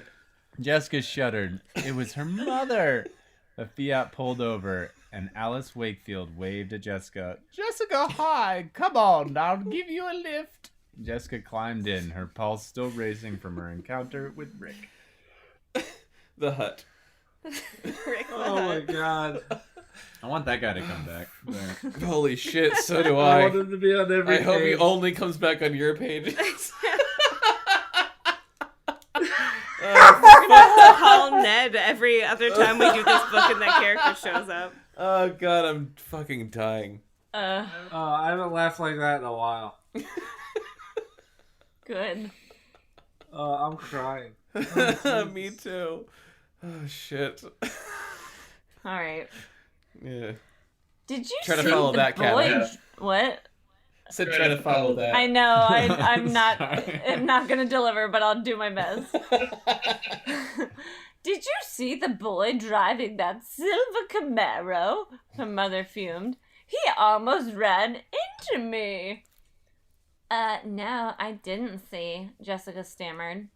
It was that wild Rick Andover, I'm sure of it. Everybody knows who he is, even your mother knows Rick Andover. I know all the high school boys, don't ask me why. That tongue! Have you seen him eat a frog? He hangs around with that ugly, salacious crumb. Jessica bit her lip and said nothing. That kid is headed straight for trouble. For Troubletown, population Rick Andover. Miss Wakefield pronounced with unusual vehemence, her expression darkening. Jessica was surprised to see her mother so uptight. She was usually pretty calm about things. Come to think of it, she'd been uncharacteristically tense for the past week or so. Could it have something to do with the fact that both she and Dad had been working so hard lately and spending so little time with each other? But Dad had Mariana West to keep him company during those late nights at the office. Mariana West was beautiful, divorced, and most of all available. And, like any young girl thinks about her own father, why wouldn't he just fuck the lady that he works with? Because that's a natural, thought progression, right? Yeah, obviously. Clearly. Was Daddy going to have another one of his affairs? Jessica's thoughts whirled They do upset things. in panicked confusion.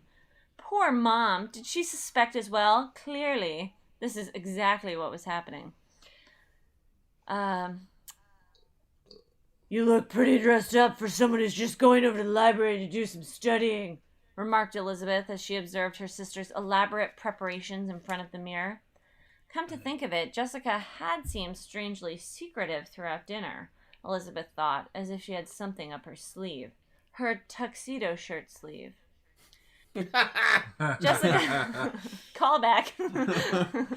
Jessica finished applying her lipstick, then stood back to examine herself in the mirror. Finally, she turned to Elizabeth and gave her a sly smile, her aquamarine eyes sparkling with mischief. The truth is, I'm not going to the library, she confessed in a low voice. Oops. The truth is, I'm not going to the library, she confessed in a low voice.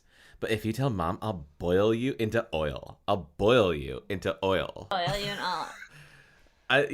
You know that's the thing that everyone says. I'll boil you into oil. Well, I mean, Elizabeth's always talking about dying. Jessica's just going along with it. Yeah. In oil, not into. Where are you going, Jess? I have a date. Jessica went back to admiring her reflection. Do you think that red blouse would look better with this skirt or my new yellow t-shirt? Jess, stop changing the subject. Elizabeth practically screamed at her. Who are you going out with? Borrowing Rick's phrase, she answered coyly, No jabba no baba. Elizabeth frowned. She had a sick suspicion who Jessica was going out with, but it didn't make sense. Why should she have to sneak out to go on a date with Todd?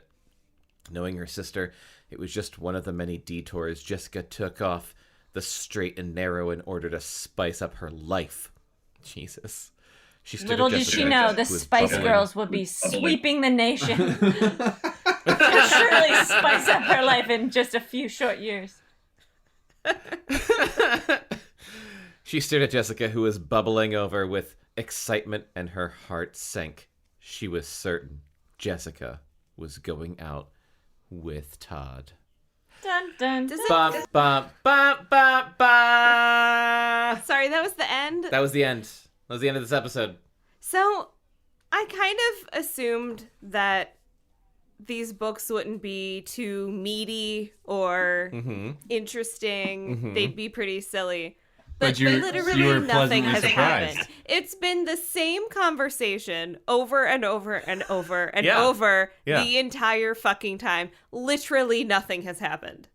Yes. I mean, Jessica stole a car. What? Her mom's car, She's- briefly? Stole her mom's car. Barely, and that was on page 4. Nothing has happened. Did you remember the sexual tension between the brother and the sisters?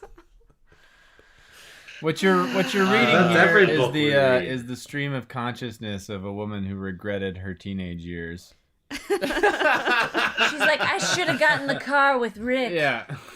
That man who Oh was my God. sexually harassing me. He would have kissed me gently on the lips. I know he would have, and he would not have taken squeezed no my for shoulder an answer. multiple times. Yeah. So okay. So these episodes don't normally have like a winner, but the person that won this episode is Ned. yeah, With 100%. the whole, I'm just gonna decide this person sounds like Jabba the Hutt. Well, And I was first, waiting for you to do like a whole like Ernon Jin Solo. I like First yeah, he that decided that he was like Elizabeth Jessica sounds like Wakefield. Chris, first, Oh he, my he God. won for a couple reasons. First, he decided that Elizabeth sounds like Batman, which is stuck. Yes. As I wrote in my notes under voices, here's what I wrote. Voices: Jessica, typical basic bitch. Elizabeth, Batman ? And then Batman! Exclamation point. Because I wasn't sure if we were going to stick with Batman, but then we did. And then... Well, because I think Ned read on Fear Street. Was it Fear Street? Where we had the Batman voice pretty heavily. The Batman voice of the boyfriend. Well, to be fair, it's a reliable voice that I go to for like my kids' stuffed animals when they want to play. Oh my gosh, you guys should be here for like the backstories our stuffed animals have. Like most of them are grizzled detectives who like are like, ooh, that's awesome. You know, I would trying love to, get away, to hear that. Can you please record it next time? Yeah. I have some make some sketches recordings out of that on my shit. phone. I'll try to see if I can find some on my phone. Yeah. But yeah. We do. I mean, we do have we have like a pretty shallow pool of voices that we go to. Yeah. And Batman's like already one of them. Now we also have Jabba the Hutt. I've got Basic Bitch, Batman. I definitely like that you went for the Jabba the Hutt for the basically like date rapist, like high school dropout. Yeah. That was he should just not have words. We should take his words away. That was kind of my Yes. That's a good perfect. call. That's a good call. All right, so first third of the first Sweet Valley High book, thoughts. Who wants to go first? I already gave mine. You gave your thoughts. Chris? People let their children read this? Yeah, I was gonna say I am extremely disappointed in all the female characters in this book. You're better off reading shit with elves and dwarves. I definitely remember resonating with Elizabeth more. I definitely remember being like, Jessica's annoying. She's like always causing trouble. I honestly think anyone who's not a sociopath would resonate more with Elizabeth. Like I didn't remember it being that bad, but I definitely remember being more of an Elizabeth fan. But I'm also like, girl, like the way like the series starts out where they're like, let's just fucking like neg each other and be like, we're so ugly, but actually we're two beautiful blonde twins in California, and like, oh my god, our lives are so hard. We're pledging a sorority in high school. I remember Jessica being really vapid, but I don't remember her being like a straight up like gaslighting, manipulative, conniving, horrible person. Like, I feel like I always went based on what the cover art was on the books. So I feel like a lot of the books I read were definitely mystery ones. Like I remember the cover, the one I remember the most vividly, there's like a castle on a cliff in the background and like waves crashing up on the cliff sides. Yeah, and like this like glowing red necklace, and I was like, yeah, that's the one I want to read. So like there's definitely ones that are more like mystery, like involved, like there's something afoot, and not like, oh, we're just like some bitches at high school being bitchy sisters to each other. So yeah, I'd like to think that it gets better, but you know, I don't know. Maybe that's why I blocked it out. My favorite part of this book so far was like the one moment where Elizabeth was like, you got in a car with Todd. And then Jessica was like, well, I saw you do this. I saw you do this. You did this. And she was like, that wasn't me. She's like, oh, well, I thought it was you. Yeah. Like that's all. Like that's all you need to know about Jessica's character, to be like, you know what? Fuck you. Yeah, I was gonna say as she was like, a lot. As she was like, I'm eating grapes in the refrigerator. Let's make sure we're describing the fact that I'm eating grapes straight out of the refrigerator. While this conversation Why did that happen? Oh my god. I'm like, that's a more accurate sibling portrayal, that one of you has the fridge open, is like straight up eating like cheese slices out of the fridge while you're talking to the other one. Or yeah, it really, he was like, what do you want with this? You want some of this too? That is very... You're right. Jessica was on her You're 10th craft slice. Yeah. Like, it's accurate, but it's not interesting, so why would you write it down? I'm just thinking of, like, the time that me and my brother stood there while, like, our friend Patrick ate an entire jar of pickles in front of us. Like, we just talked while he stood in the kitchen and ate pickles for long enough that we were like, there's no pickles left in the jar. You just ate a jar of you just ate a jar of pickles, like a whole jar.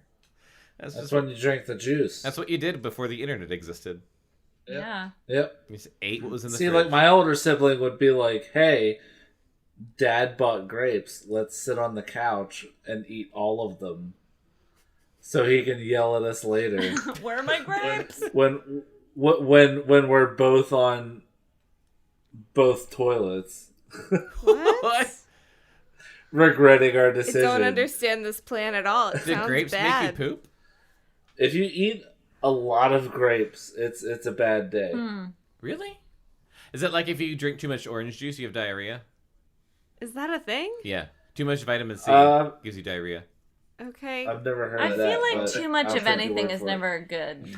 Let's just go with that. If you eat That's too much, the moral of the if podcast. you eat too much chicken, you'll die. And too much of Well, it's people like, is never good. back That's in the why day there should with, never be Give me- twins. Back in the day, Other because than you, Bekah, you're one of the good ones. You're the good twin. We're fraternal. It's okay. You're We're one of the good fraternal. ones. Only one of us is blonde, and she dyes her hair now. It's pretty much brown, We're in so the we're clear. good. We're in the clear. All right. Well, this was. We're safe. I had a blast. I can't wait to read the rest of this. Thank you guys so much for jumping on this call with us and helping us jump into Sweet Valley High during quarantine. And I'm very much looking forward to one day when this is over and then we can do this shit in person again. Yeah. Yeah, definitely. Let's do it. So before we go, we have some random shit to plug. Is there anything that you guys have that you want people to know about, or are you? I know Kata does. want other people to know. Yeah, I you made go first. I made a really good creme brulee the other night. Oh shit, that's I hard. have a pint of heavy cream in the fridge that just keep an eye out. I think I'm gonna come up with something Yeah. cool that's gonna go out. Cool. I don't want to say Make a too good much right cream sauce now with that. because it might it's still in the works, so I don't want to jinx Yeah. anything, but All right, everyone, you are stay a tuned. fucking Everyone- treasure.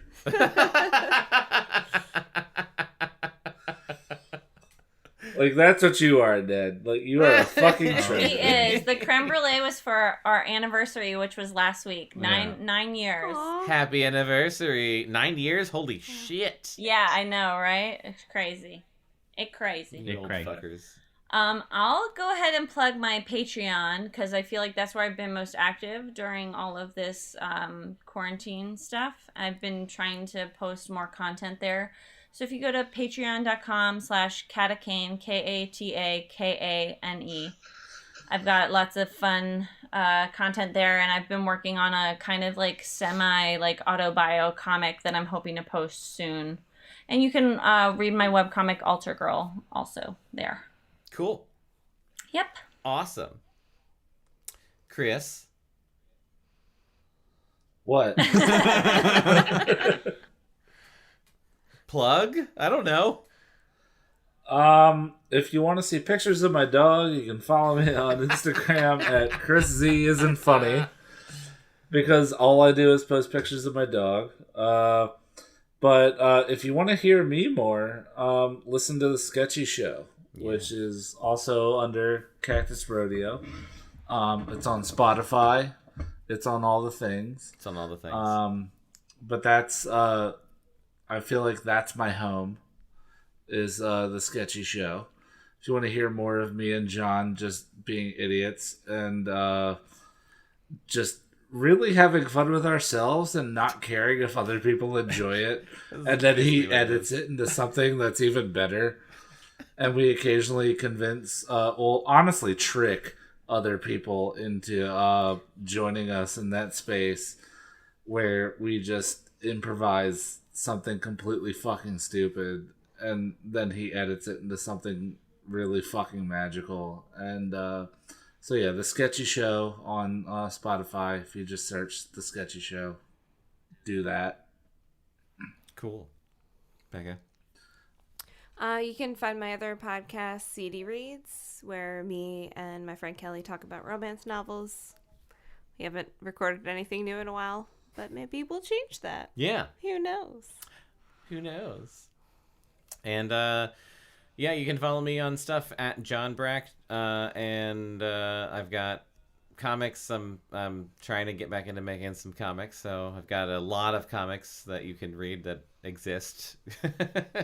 for the past million years. And just look up Cactus Rodeo, cactusrodeo.com. Look and follow Cactus Rodeo on Facebook. And that's the best way to keep up with all of the updates of my comics and all of our podcasts, The Sketchy Show, CD Reads, this show, Below Grade Level, and Movie Club that we do sometimes when we feel like doing it, and our web series Pop Second Theater, which is currently ongoing production of season 2. I'll use the pandemic as an excuse for it being delayed. We're still making it, so it's fine. Just go and look that up. And that's it for me. So thank you guys so much for being on the show with us, and we had a lot of fun. And can't wait to do it again with you. Yeah. Everyone stay healthy. Be safe. Woo! Absolutely. Will do. I love you all. I love you. This has been a Cactus Rodeo production. And to the listener, we love you. Bye. Bye.